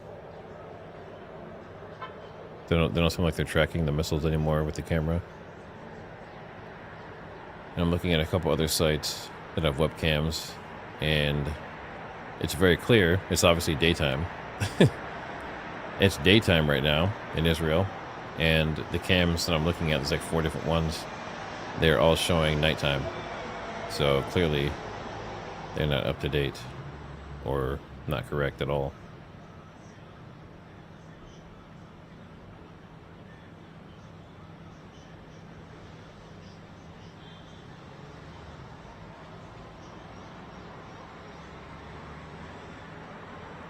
Let's see, is this...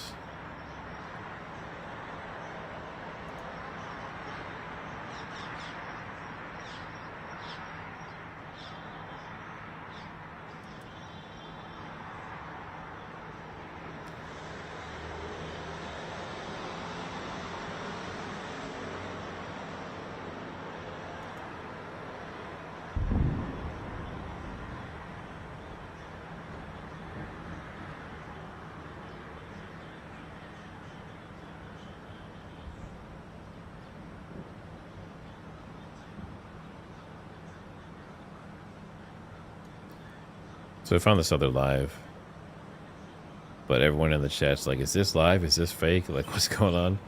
But I can see the cars driving. If I move out of the way, you'll see there's cars driving on the interstate. Should probably make that bigger. But yeah, you can see cars down there. It's a little bit better view.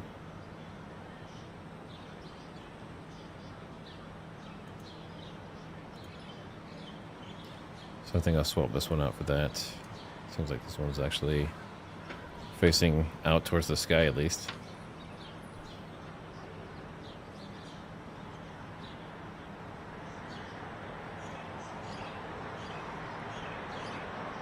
More alerts coming in.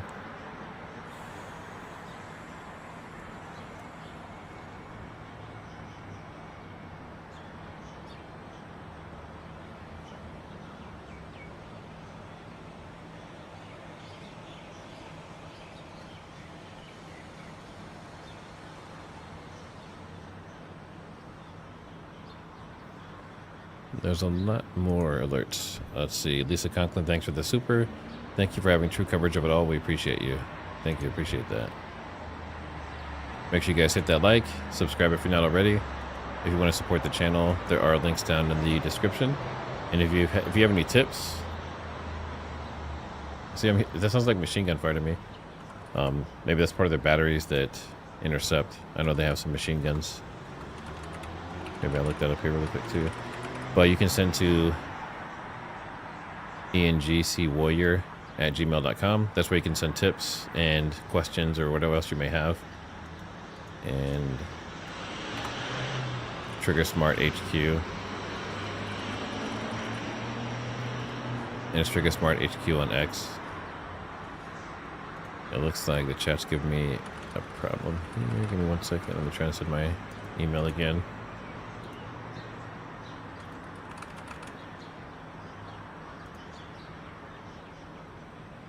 There we go.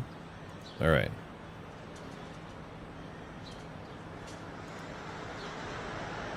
So we have all these alerts. So are we just waiting a few minutes for missiles incoming? The last 3 times we heard missiles. Wait, let's see. Are they showing live on Al Jazeera? When we were speaking just a few moments ago, there was some mention yesterday of people being told to leave Tehran. Do you know, have people been doing that? Is that feasible? And also, yeah. I'm wondering if that camera that's behind them, it looks like it says live Tehran. So I assume that's an explosion in Tehran and not Israel. All right, we'll let that keep going. So if these alarms go off again, we'll try it again. I have a second view that might work better. So if anything comes in, I'll switch to that one. 14 million people are living in this province, and of course it's not going to be easy to talk about any easy actually way to move all these people outside the town. But at the very early hours after the initiation of these strikes, what I witnessed was that people rushed out of their houses, and compared to an ordinary day, I can say that a considerable proportion of Tehran's population has already evacuated the city. And this is actually something that is critically important, because seeing the possibility of further confrontation, even when it comes to, let's say, less proportion of the people who are still inside the city, there is danger because of the very fact that when it comes to shelters, when it comes to facilities related to war, it seems from the reality on the ground that the country is not that much ready for a sort of expanded, extended war in case that happens. So people are very much worried. There is this concern when it comes to ordinary citizens about the future of their country and, of course, about their safety. Tawhid Asadi in Tehran. Thank you, Tawhid. Well, as we mentioned, Oman is the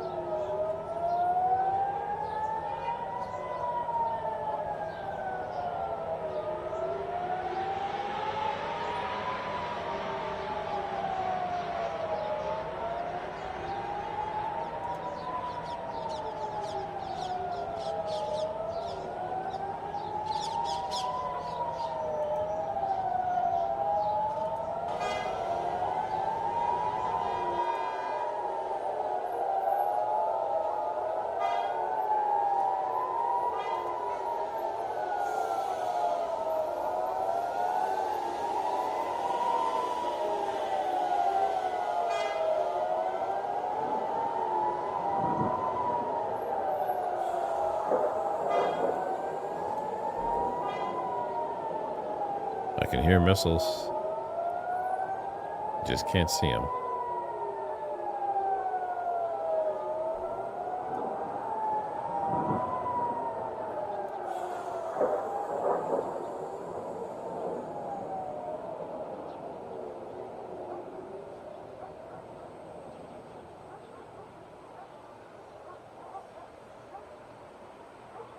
Is that it? Oh, there goes an interception. Not on this camera, though. But you could hear it.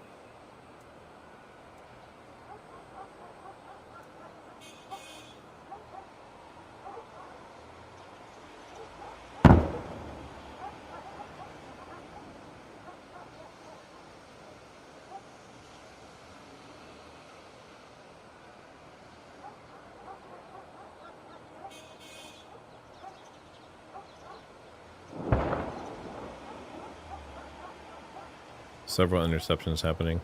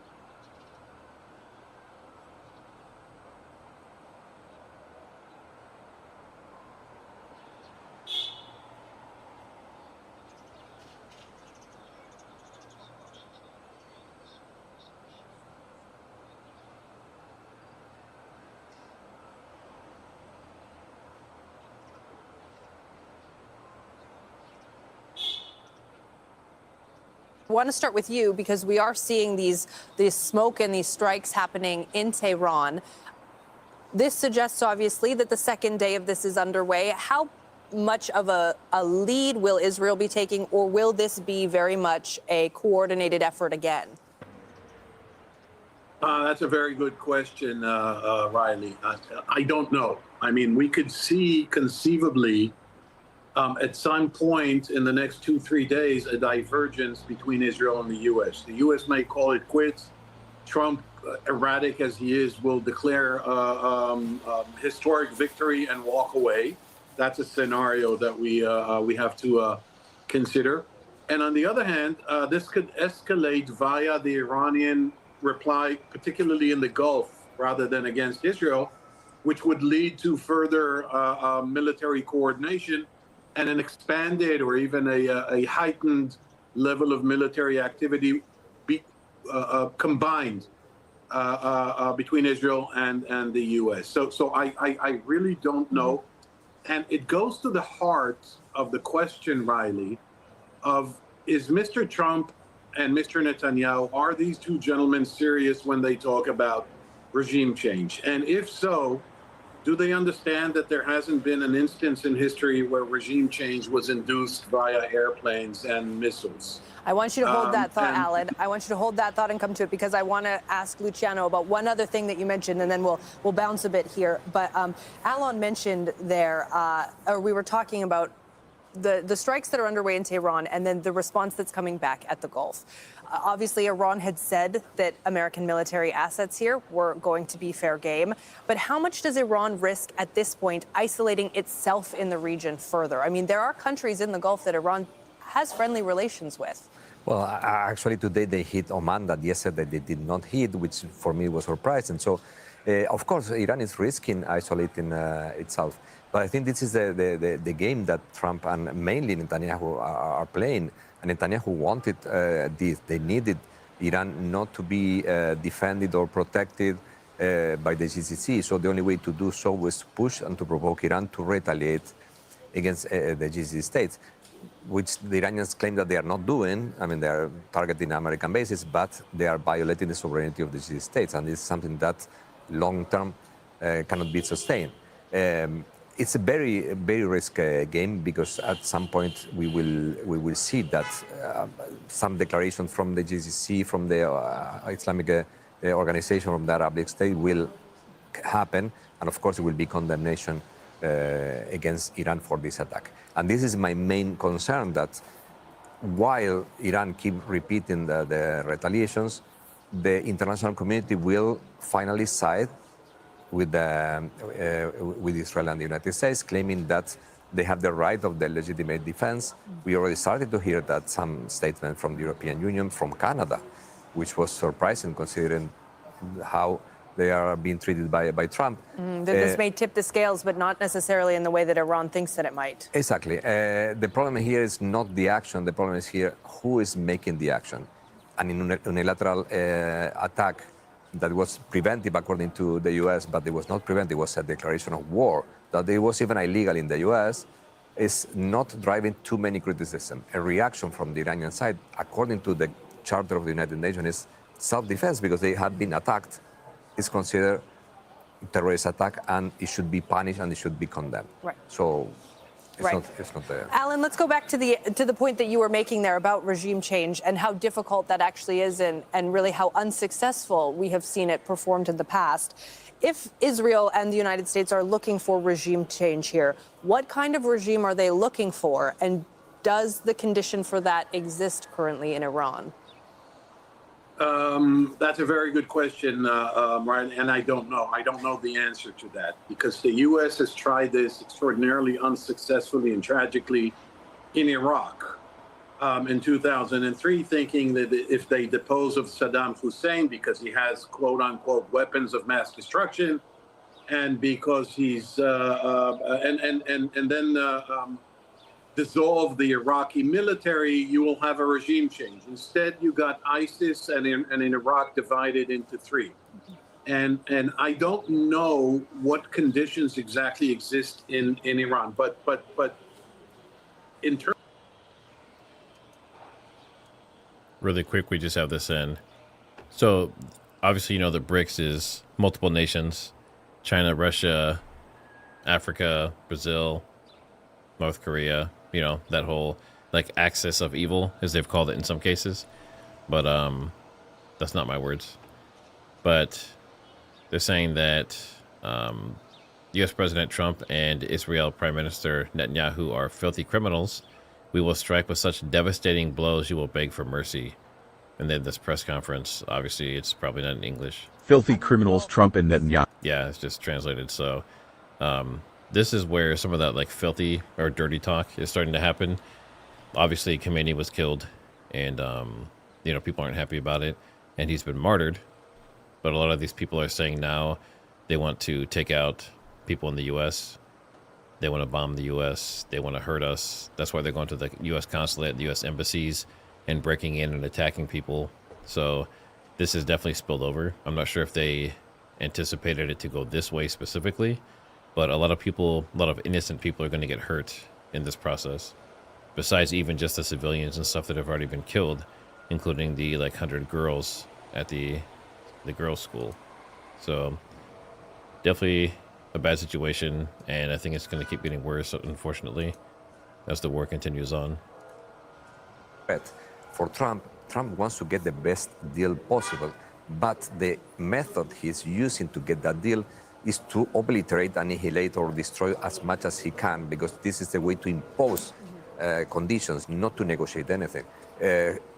Trump wants the surrender of the regime, right, not the change. Right, and so if that's what the U.S. is looking for, will then the killing of Khamenei steer the Iranian strategy in a different direction? Because obviously in Iran, survival is the strategy now. So have we seen any sign of a change in strategy here? So far until today, no, because the military strategy keeps going on. Missile strikes are hitting even more countries than yesterday. Oman was hit, that yesterday was not. As many already mentioned, there is a system in place that has been created because they knew that this would happen, that the main objective would be. It looks like the CIA headquarters in Dubai, which I mentioned earlier, it was targeted, and it sounds like the UAE is trying to downplay things, but obviously you can't downplay that. You have a building on fire. So the CIA was targeted directly. In this case, CIA, military, police might make sense to target, but obviously not civilians. So this is a better target, but, you know, still not ideal. Usually you'd go military for military, but a lot of people think there's CIA ties in the things that happen and the strings that get pulled and coups and things that happen. The protests that have been happening in Iran, a lot of people blame the CIA for that. So maybe this is a, you know, a chance to get back. At the beginning of our conversation, that I think we could see conceivably we could see a divergence of policy and action. I think that Mr. Netanyahu will face growing criticism in the U.S. that he manipulated and swindled and wagged the dog, quote unquote, Trump into going into this war, a process that he began as early as May 2018 when he talked to him. He was not the only one, obviously, but when he talked to him and tried to convince him successfully to unilaterally withdraw from the JCPOA, the original Iran nuclear deal. And he's done it again in June 2025, 8 months ago, and he's done it again as we speak. And the evidence is overwhelming. The U.S. is part of this war. But does Israel, Alan, and I'm sorry to jump in on you here, but does Israel, how much does Israel need the U.S. support in this military action? Because let's not forget that Israel is already fighting a war on another front in Gaza. Mr. Netanyahu is also dealing with corruption charges and trials at home. Yep. So there's a lot going on domestically. How important is the American support here for this action that's been taken? Well, it's critical on several levels. It's critical for Mr. Netanyahu politically to show that he controls the U.S. president, hoping that Donald Trump will intervene, or meddle in Israeli politics as we near an election sometime in 2026. He thinks that'll help him. I doubt that, but he thinks that way, number one. Number two, militarily, I don't know where this is going, and I don't know how this is going to escalate. And maybe this is pre-planned, and maybe it's going to be an ad hoc response to what the Iranians do. But Israel is going to need American aerial cover. Israel is going to need American munitions. Israel is going to need the defensive missiles that it is using for its air defenses, the Iron Dome and the Arrow. The dependency that Israel has on the U.S.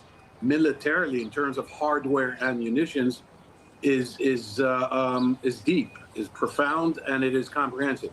Mr. Netanyahu's reliance and dependence on Trump politically is even greater than that. And Luciano, as we look at this from the Iranian side, I mean, it is Iran staring down the gunfire of both Israel and the U.S. right now.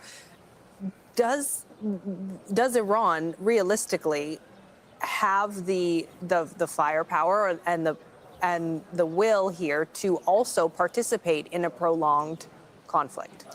The will, supposedly they have. I mean, they have been demonstrating that they did what they said they would do without constraint, without any restriction, that they will attack all the possible bases simultaneously. The problem is how long this can be sustained from the Iranian side. The problem is that all the assessments that they were made since June until now were inaccurate, and I don't think everybody expected this amount of missiles being launched simultaneously to 7 countries at the same time. Right. So how long this can be sustained? I don't think that long. But in June war, we saw that at the beginning, the missiles that they were launched to Israel started to decrease day by day because Israel was able to eliminate some of the launchers. Now we don't see that happening. The second day, we still see the same amount of missiles being launched. This can be sustained in a very limited amount of time for any country, not only for Iran. Now, so it looks like this plane here, the 747-830, it looks like this one, this EGY-02, it says this is the equivalent of Air Force One for Egypt. So it's for heads of state, very important people, President Abdel Fattah el-Sisi, and it replaces older, let's see.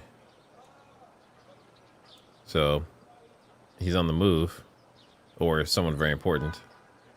So where are they flying to? Does it give a destination? I don't think it does. Interesting. So now look, this is 14 years old. If you look at a lot of our Navy like our strato tankers. One of them was like 60 years old. I think Air Force One's 40 years old. I mean, we're like for us being like one of the most successful rich countries, we have some really outdated stuff.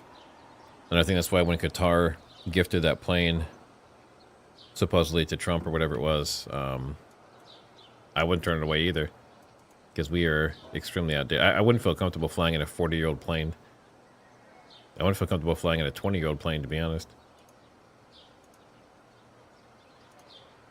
Negotiating, I don't want to get into that, but it's a much bigger concern for Israel. Now, on the U.S. side, Trump is going to face a lot of political problems inside the U.S. if the war goes on, if it's a protracted conflict, if there is oil that is stuck and cannot pass through the Hormuz Strait. Look, we've all mentioned a lot of countries' names. Mm-hmm. Look, Riley, at two countries whose names we haven't mentioned, Saudi Arabia and China. The Saudis have not been targeted by the Iranians. It is not clear, and I say this with all caution, it is not clear whether or not Mohammed bin Salman, MBS, wanted the war or did not want the war, convinced Trump not to do this or begged Trump to do this. Not clear. And secondly, China.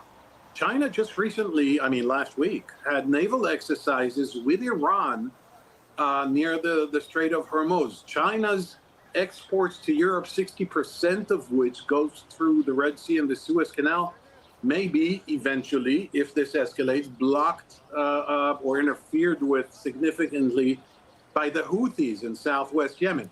So we're looking at a situation where Mr. Trump could also face a lot of criticism, not just Mr. Netanyahu. And the longer this goes on, it seems the more questions we have. I want to bring Tauhid Asadi into this quickly from Tehran. Tauhid, we've been talking to you and we've been seeing smoke in the capital. We understand that there is another wave of attacks underway there. Can you tell us what the messaging has been like to the Iranian people and what they're hearing from their government?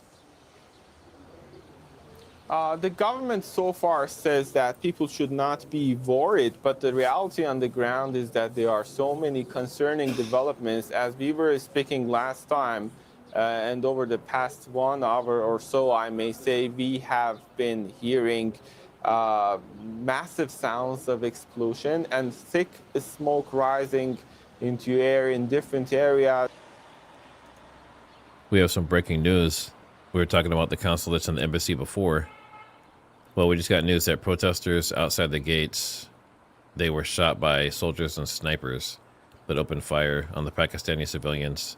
10 civilians have been killed outside the gates, not inside. So that means that the people who are trying to break in or whatever they're doing, I just assume they're part of the people that were rioting and trying to get into the consulate and the embassies. But they got shot outside, so they weren't even inside yet. They might have been breaking inside.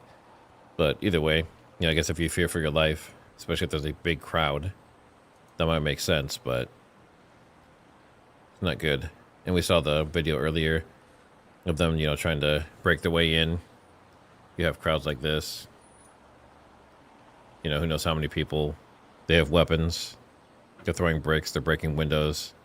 So it might have been like a self-defense type of situation, but, whenever things get out of control like this, you have to be really careful. So for your security forces or anything similar, you have to protect yourself first. Yeah, so that's basically the latest thing coming out right now. People in shelters. I think the consulate thing and the embassy thing is going to be probably the biggest story. This is Tehran right now. So they just got hammered. Let's see if we can actually hear an explosion. Yep. So Tehran's still getting it. Obviously, we can't see as much stuff coming out of there because they don't have internet, or at least it's blocked. And this whole Jim Carrey thing, this is crazy. I don't know if you've seen it, but it's not him.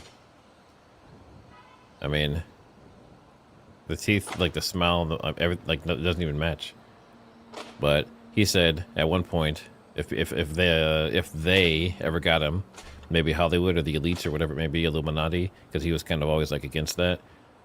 He said if he ever got like face construction surgery or Botox and that kind of stuff, that means they got him. So if that's the case, he's been got, and his speech is different. I mean, obviously I know he's getting older, but he's so drastically different. People think he's someone else or under some kind of mind control. Just like Ariana Grande. You know how she did the Wicked thing and she's all skinny now and has that woman just like her handler. So kind of trippy. And you know, I grew up on him, Ace Ventura and all that stuff, and he was a hero of mine in Living Color, Liar Liar. So I hope they didn't get to him. Smoke. Can you tell us what you're seeing and hearing from where you are today as the second day of this gets underway? Well, Riley, the Israeli army issued a very brief statement saying that for the first time since the beginning of this assault that Israel initiated about 24 hours ago, the Israeli Air Force is striking in the heart of Tehran, they guided, of course, by intelligence. Now, since yesterday, we know that the Israeli army has said, and the Israeli prime minister said that the objective would be to completely decapitate the Iran's air defense system, to have complete command over the skies of Iran. Now, Iran is a huge country, so for now, the win, if you will, of being able to strike Tehran and to cause this kind of damage and chaos is significant for the Israeli government, which has been capitalizing on the confirmation from Iran of the assassination of the supreme leader Khamenei, as well as many top leaders in the military chain of command. This is something that is central to the Israeli narrative, that Israel has been able to really undermine the ability of the government, of the regime in Tehran to carry out its operations. And they point to the fact that the kind of attacks that Iran is carrying out against Israel are below expectations. Now, we know that sirens have been going off all this morning and even through the night, that Israelis have spent the night in shelters or very close to them. And just in the past few minutes, the Home Command had instructed citizens to leave the shelters in the central Negev area, but to stay very close because it seems that more Iranian missiles are on the way. All right, Noor O'Day, Israel may say they're below expectations there, but there are certainly a number of countries in the Gulf and closer to Iran that will not be feeling the same way.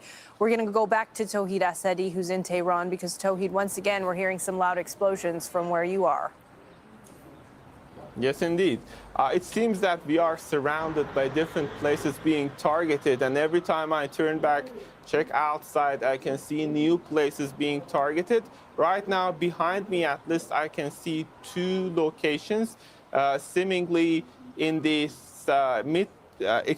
seemingly in the downtown or southern parts of Tehran. Also, on my right, and maybe you can see it on your screen, there is this thick smoke rising, and it might be related to central or eastern parts of the city, Vanak Square, or other reports that are coming about military headquarters or places related to actually the intelligence apparatus. We're not sure. These are just the initial reports, are being targeted. Also, on my actually right, on my left, excuse me, just very I can say a few minutes ago, we witnessed a place being targeted not very far from where I am reporting, and I was able to feel it because the window was shaking. So that means we are dealing basically with a continuation of these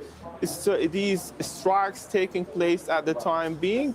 We are not sure about the whereabouts of these actually places being targeted. It seems that there is a sort of security concern because Back in June, when we were covering the war, there was more details coming about the exact places, or at least general information about the places being targeted. But right now, it seems that not that much of information, except for some initial reports or eyewitnesses. These are the very initial reports that are coming. Except for that, we don't have any confirmation about the exact place of targeted locations. But still, what I can see is the continuation and the thick smoke rising into air, which is sort of creating concern and anxiety. And when I was just looking outside the street, I saw people rushing. And of course, compared to an ordinary day in Tehran, we don't see that much of a traffic. We don't see that much of a crowd of people, but still, the remaining people are extremely, extremely worried. They were rushing as they saw this continuation of strikes at the time being here in the capital. Yeah, Tawhid, we can see the smoke in your live shot behind you. We're also looking at some other angles of what appear to be strikes that have hit in Tehran. How are communications in the country right now, Tawhid? Are people able to get information? Are they able to be in contact with their loved ones? Yes or no, I can say, because basically some basic services are available, and it depends from location to location.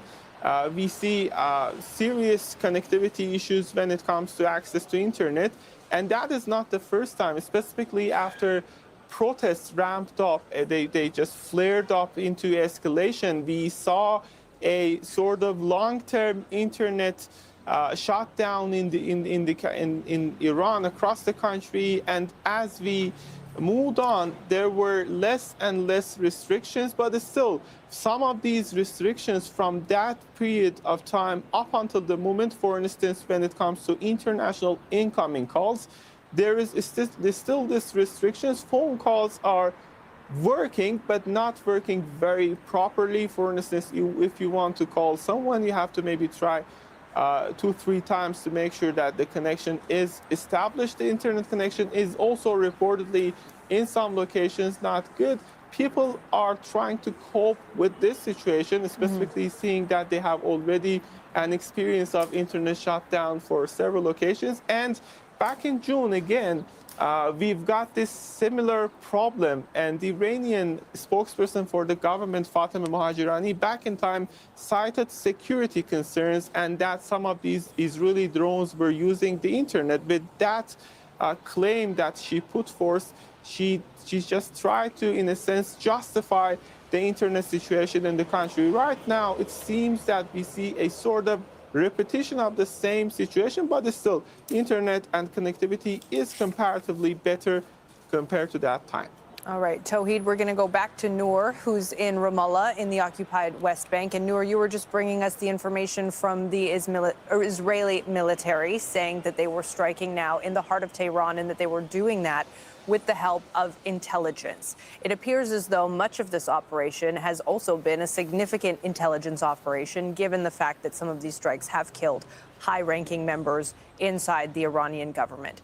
What will they be looking for now to do to continue, do you know, as these strikes continue and as this military operation continues? Well, the goal is to be able to strike anywhere in Iran, especially targeting military infrastructure, military command and control centers, as well as the capacity of Iran to strike at Israel, the ballistic missiles program. These are the declared objectives. And as you said, this is a battle, a war that is really strongly based on intelligence, but also on optics. We see Iran, we see plumes of smoke rising from Iran, and we see a lot of restrictions on news and visuals coming out of Israel. Israel is very keen on projecting a victorious posture, if you will, from the get-go, especially to its public. The invincibility of the Israeli army in that sense is very important to the Israeli narrative, because this will keep the Israeli public together, united, and supportive starting this military campaign, which the Israeli military experts expect will take days. So this is not going to be a quick one and done kind of campaign, if you will. This is not going to be a few strikes here and there. This is going to be a sustained military operation. As far as the military experts are telling the Israeli public, the optics of that are very important, and that's why you see these statements, you see these strikes on Tehran as well as other areas in Iran, primarily to say that the goals of the war are being achieved, that Iran will not have ballistic missile capability, it cannot reach Israel, it cannot harm Israel in any way or pose any threat. Noor O'Day, we appreciate reporting from Ramallah, and Tawhid Asadi in Tehran. Just to recap for you what we've been seeing in the past hour, Israel has launched a massive attack at the heart of the Iranian capital, Tehran. That's after the Iranian government confirmed that Supreme Leader Ayatollah Khamenei has been killed. Victoria Gatenby takes a look back at his life. Born into a clerical family, Ali Khamenei studied at the religious seminary in Qom. Influenced by Ayatollah Khomeini's revolutionary ideas, he actively participated in anti-monarchy protests in the lead-up to the 1979 revolution. Khamenei became a leading figure in establishing a new Iran. When Khomeini died in 1989, he became supreme leader, a surprise candidate. In the early 1990s, Iran began to reclaim a broader regional role. The 2003 US invasion of Iraq gave Iran the opportunity to establish allied groups in Iraq. When the Arab Spring erupted in 2010, Iran supported Syrian President Bashar al-Assad's military suppression of the opposition, and its influence expanded in Syria, Iraq, Lebanon and Yemen, which Iran refers to as the axis of resistance. At home, Khamenei's leadership faced its strongest challenge during the 2009 presidential election, when many took to the streets for months, claiming the election was rigged. The country faced socio-political tension and economic devastation as Western sanctions devastated its economy. In 2015, Khamenei authorized Iran to sign a nuclear deal with world powers, most notably the US, under which Iran agreed to reduce its uranium enrichment in exchange for the lifting of Western sanctions. But the US withdrew from the agreement in 2018 under President Trump. In 2020, the United States assassinated Iranian commander Qasem Soleimani, further deteriorating Iran's relations with the West. In 2022, there were nationwide protests against Mahsa Amini's death in police custody after she was accused of violating the mandatory hijab law. After the Hamas-led attack on October 7, 2023, Israel targeted Iranian officials, including its embassy in Damascus.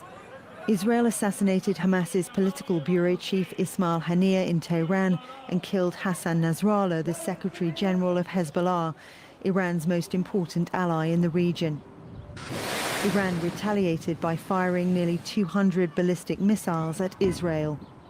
Khamenei called for regional cooperation to stop Israel.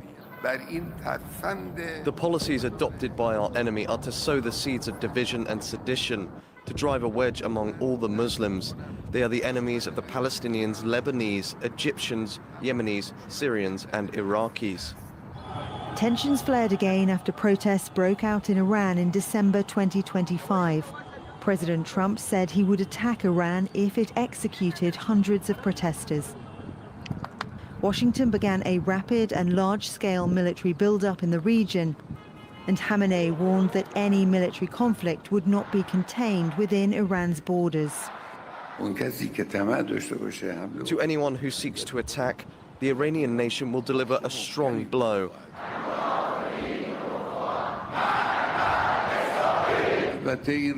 Americans should also know that if they start a war this time, it will be a regional war. Weeks of diplomatic effort to de-escalate followed, with Oman mediating 3 rounds of indirect talks between the US and Iran. Iran had proposed a deal authorized by Khamenei, but on the eve of further talks, Israel and the US attacked Iran. With the assassination of Ayatollah Khamenei, Iran now stands at a historic crossroads. facing a future without the man who'd guided the nation through turbulent times for decades. It is almost 9 GMT. You're watching Al Jazeera's continuing coverage of the US and Israeli strikes on Iran. I'm Clark. Israel is bombing Iran's capital for a second straight day. Large explosions have been heard across Tehran. Israel's military says it's carrying out what it calls a broad wave of strikes in the heart of the city. The US and Israel launched coordinated strikes across Iran on Saturday, accusing Tehran of advancing its nuclear program.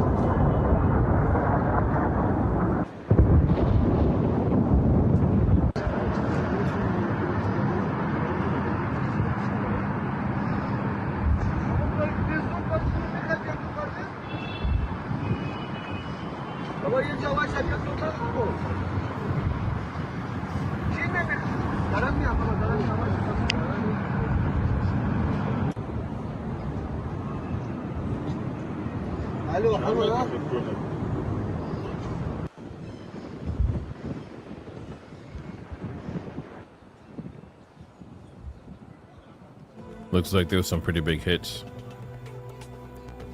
And then they shut off, so we'll kill that one.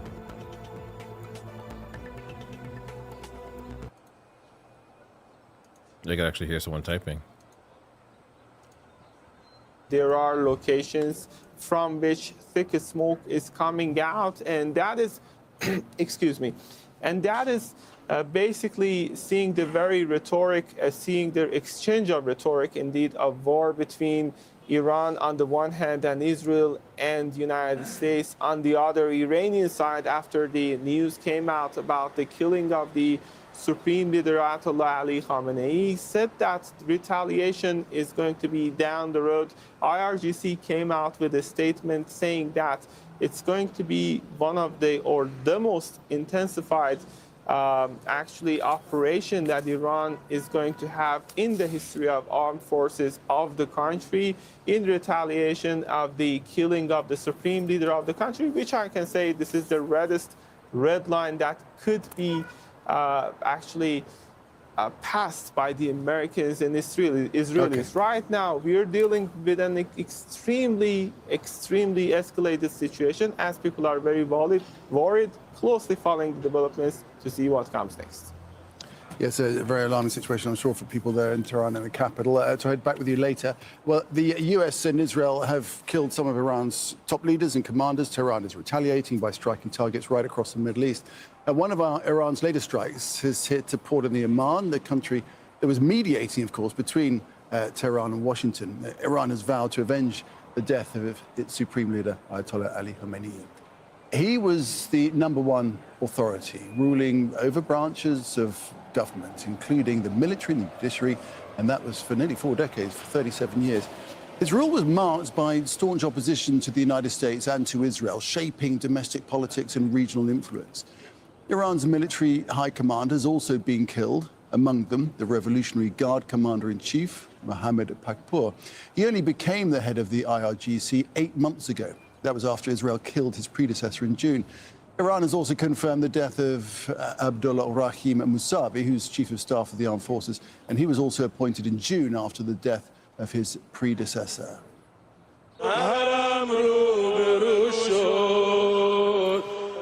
Yeah, that's the streets of Tehran, where thousands of People have been mourning Khamenei's death. The state media say he was assassinated alongside his daughter and several other family members. Thousands of people have also gathered in the cities of Isfahan and Tabriz. The country will observe 40 days of mourning. Now, Iran's top security official, Ali Larijani, says plans are in place to form a temporary governing body to carry out Khamenei's duties. Today, the Temporary Leadership Council will be established so it can carry out its duties. It will take form today.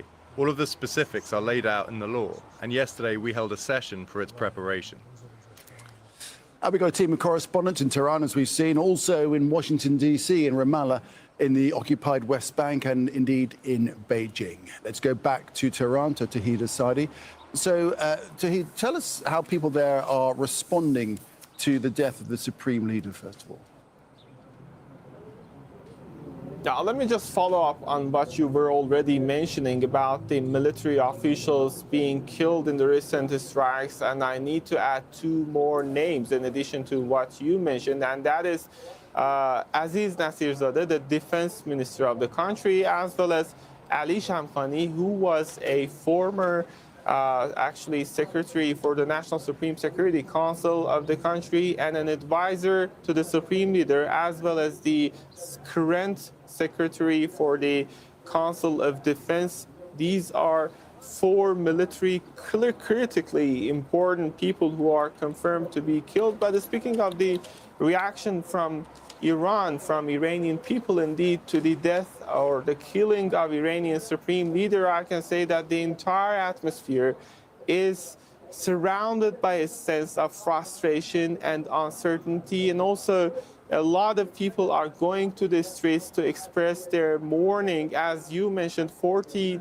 days of public mourning was recently announced by the government, and in different cities, including Tabriz, Isfahan, Qom, Bojnurd, and of course here in the capital, we see large gatherings of the people coming out. And of course, we have to also keep in mind, speaking of the context of Iran, the social fabric is affected by the economic pressures. And back in December last year, we saw a massive protest taking place inside the country. And of course, that public dissatisfaction, mostly driven by the economic sphere and economic actors and factors, but also some traces of political and social dissatisfaction was out there. But regardless of the camp that people are belonging to, regardless of their affiliation, regardless of how they think, whether they are pro-government or anti-government or a gray zone, I can say, right now, the common sentiment among all of them is this sense of uncertainty regarding the future of the country, regarding their safety, regarding the sovereignty of the country, seeing the very fact that they were actually in the middle of a negotiation, diplomatically speaking, and there was sort of hope, however slim, however slight, that this diplomatic engagement could, at the end of the day, pave the way for a settlement. Right now, with the failure of diplomatic engagement and with the initiation of confrontational scenario, people are extremely worried, and there is one further reason for that, and that is the very fact that two sides are talking about escalated scenarios. Last time, the scale of the attacks were sort of limited in a sense. This time, Iran started a campaign of strikes in retaliation to target U.S. military bases scattered across the region, and that is putting the country in the middle of a regional confrontation on the one hand, and then seeing the military buildup by the Americans in the region. Breaking news, it looks like, unfortunately, Iran has started targeting oil tankers off the coast of Oman in the Strait of Hormuz. There were 4 crew members that were injured. So the people that are stuck there, so they've closed it, obviously, and I think they said there was like 50 different vessels that are still there, and they've already started to attack them. Now, is it Iran, or is it like the Houthis, or, you know, someone else? Is it one of these proxies? I don't know. Oman's Maritime Security Center says Palau-flagged oil tanker Skylight was targeted around 5 nautical miles off Oman's Musandam. That is terrible. Here's some strikes. Those blasts are insane. I don't know what kind of munitions they're using, but just the way it hits and then just, yeah. I would not want to be there. Obviously, I think the shockwave, the blast would kill you pretty instantly, but that is crazy. Here's some ballistic missiles they got through, apparently.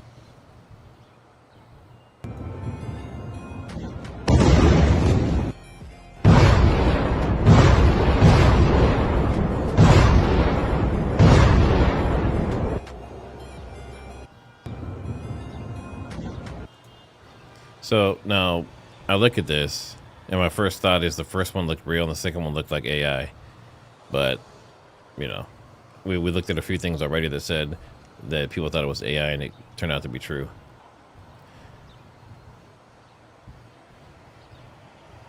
Yeah, it looks like the tanker is the biggest story right now. Second U.S. consulate in Lahore stormed by protesters, so they're starting to hit all of them. And I mean, there's a ton of people there. So if you were security or a military officer or something there, and you saw all these people out there, now these ones look much calmer. The other, well, I see guns, so maybe they're being held at gunpoint or something. But it looks like there's soldiers out front. But at the other one, you know, they're breaking the windows and trying to get in.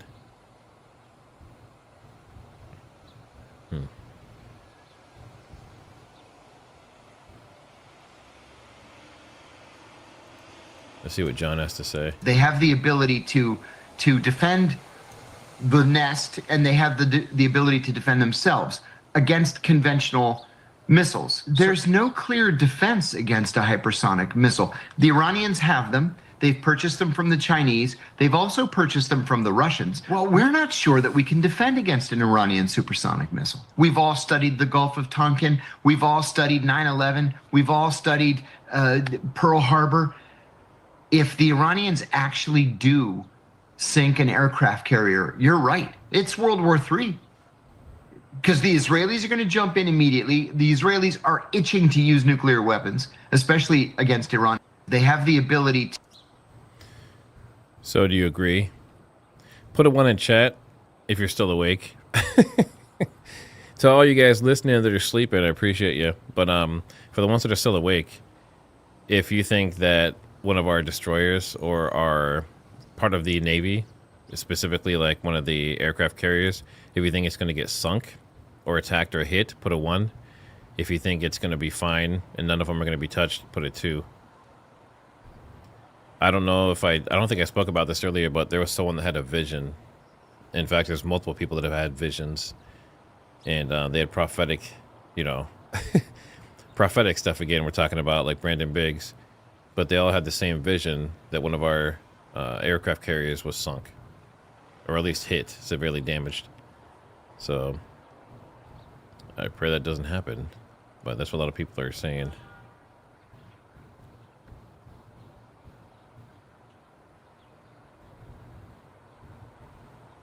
What is that?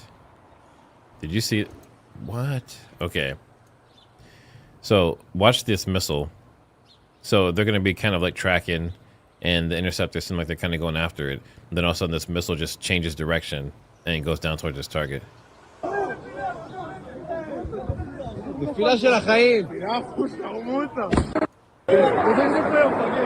Watch this go boom left.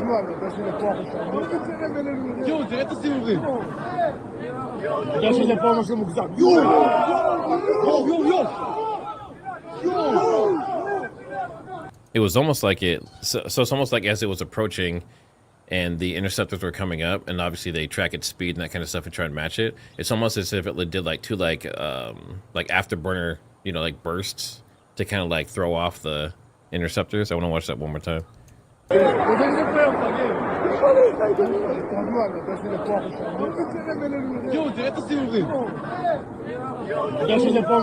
boom.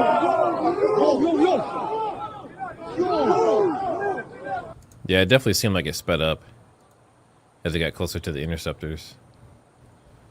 Interesting. Now, I know this guy seems to be like a fake, not fake account, but post some fake stuff, so I will skip that one.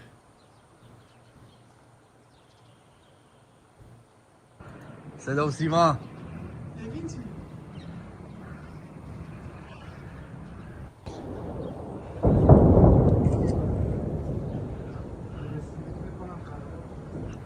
C'est là aussi, va. So that's from OSENT. We actually haven't looked at OSENT much.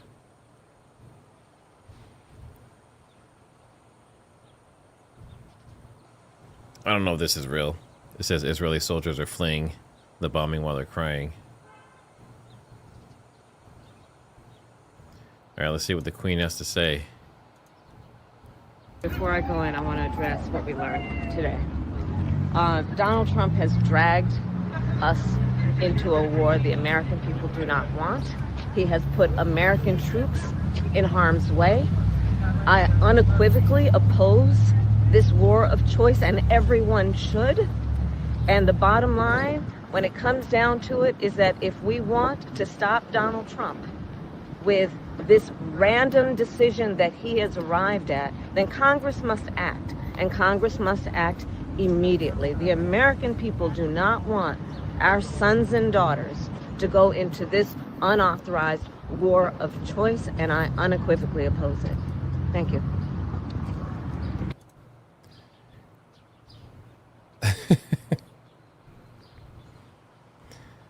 Oh man, does she have a job?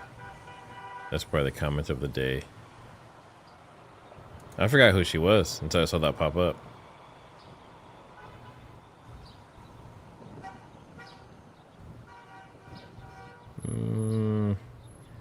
See, this is one of those ones where you look at it and this just looks really. Let's do a little investigative work. Let's see if this is real. Grok, can you confirm? Yes, the video reports from Skardu confirmed protests at the UN office in the fire today, along with SP office. Let's see. Crowds are big, but hundreds of thousands seems overstated. So they're saying, Grok is saying that this is legit.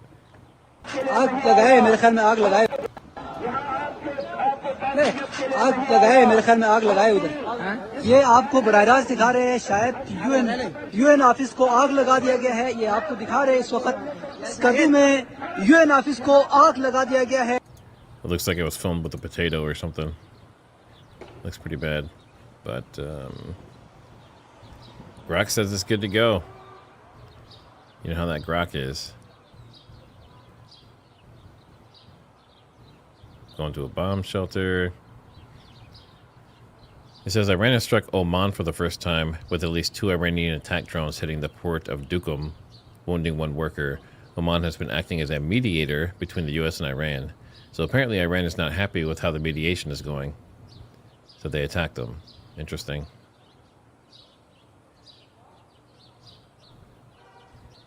New Direction Africa. You want to take bets? I don't know if this one is... Do you want to take bets on if this is real or not? It looks pretty convincing.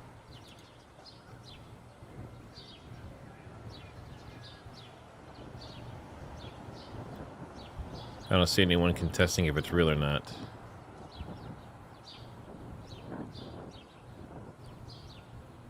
Yeah, someone's saying this clip's from a few years ago, not from today. Someone says, Grok, tell me about the video. This video shows a massive crowd in Tehran's Inglehip Square today, densely packed and waving Iranian flags while mourning Supreme Leader Ayatollah Al-Khamenei. So, to me, it looked fake. To a few people, the clip looks like it's old or fake. But according to Grok, I mean, is Grok in on this? Does Grok have a part of this? That's what I want to know. Who's paying off Grok? So you have these huge crowds that are in mourning.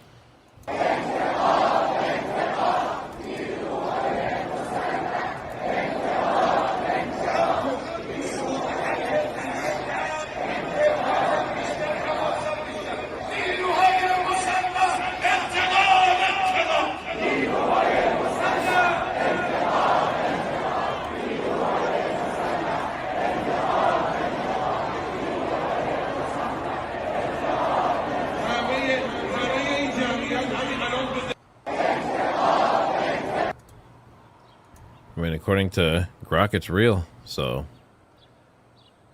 I will go. I'll run with that, I guess, on this one.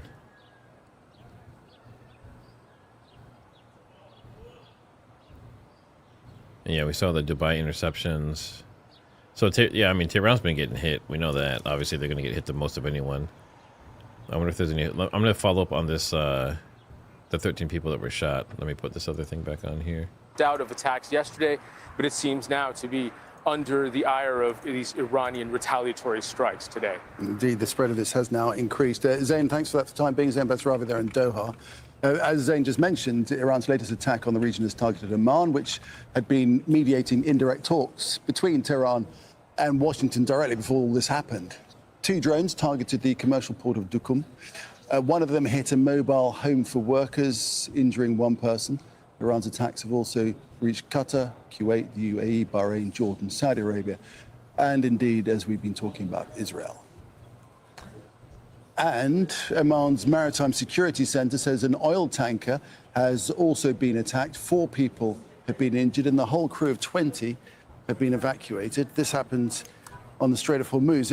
It is one of the most important sea passageways. There are lots of vessels around. And now top trading houses have suspended crude oil shipments via that strait. Now, at its narrowest point, the Strait of Hormuz is around 33 kilometers wide, but its shipping lanes, they are even narrower. Iran controls the north side of the strait, and Oman controls the south side of the strait. It's an important transit route for major energy-producing countries. An estimated 20% of the world's oil, that's a fifth, is transported through the waterway. China takes the vast majority of Iran's crude exports, and around 45% of its total crude imports transit the Strait of Hormuz. Qatar is also dependent very heavily on this strait to export its liquefied natural gas. 83% of the LNG that passes through the strait heads to Asia, and that includes China, India, Japan, and South Korea. Even Australia could be affected. Around 30% of its refined oil effectively passes through the Strait of Hormuz, and closing it could potentially remove more than 17 billion barrels of oil from the global markets, which would drive up prices and, of course, strain energy supplies everywhere. Okay, let's get more from Katrina Yu, who joins us live from Beijing. So China, of course, watching very carefully and critically everything that's going on, particularly this situation with the Strait of Hormuz, which potentially could have huge economic impacts for China.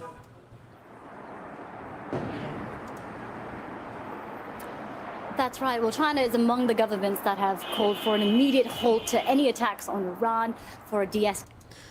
It's strange how in every video it seems like there's like machine gun sounds in the background, regardless of who it is. But maybe they're all there on site. Maybe that's what's happening. But yeah, I see a lot of people talking about going to sleep. I think, I mean, based on everything we've seen, so the main takeaways from today is basically, you know, we have the consulates being attacked. They didn't say anything about embassies yet, but there's been 2 U.S. consulates that have been attacked. There's been people killed outside of them by snipers and I guess the security that's there. And then you have, you know, this Strait of Hormuz attack on this vessel, you know, this tanker. That's probably going to keep going. I assume it's going to get worse, especially as they get more and more desperate. And then we still had continued attacks on U.S. allies and in Tehran. I haven't seen any other parts of Iran specifically getting hit, but Tehran specifically has. And then obviously Israel.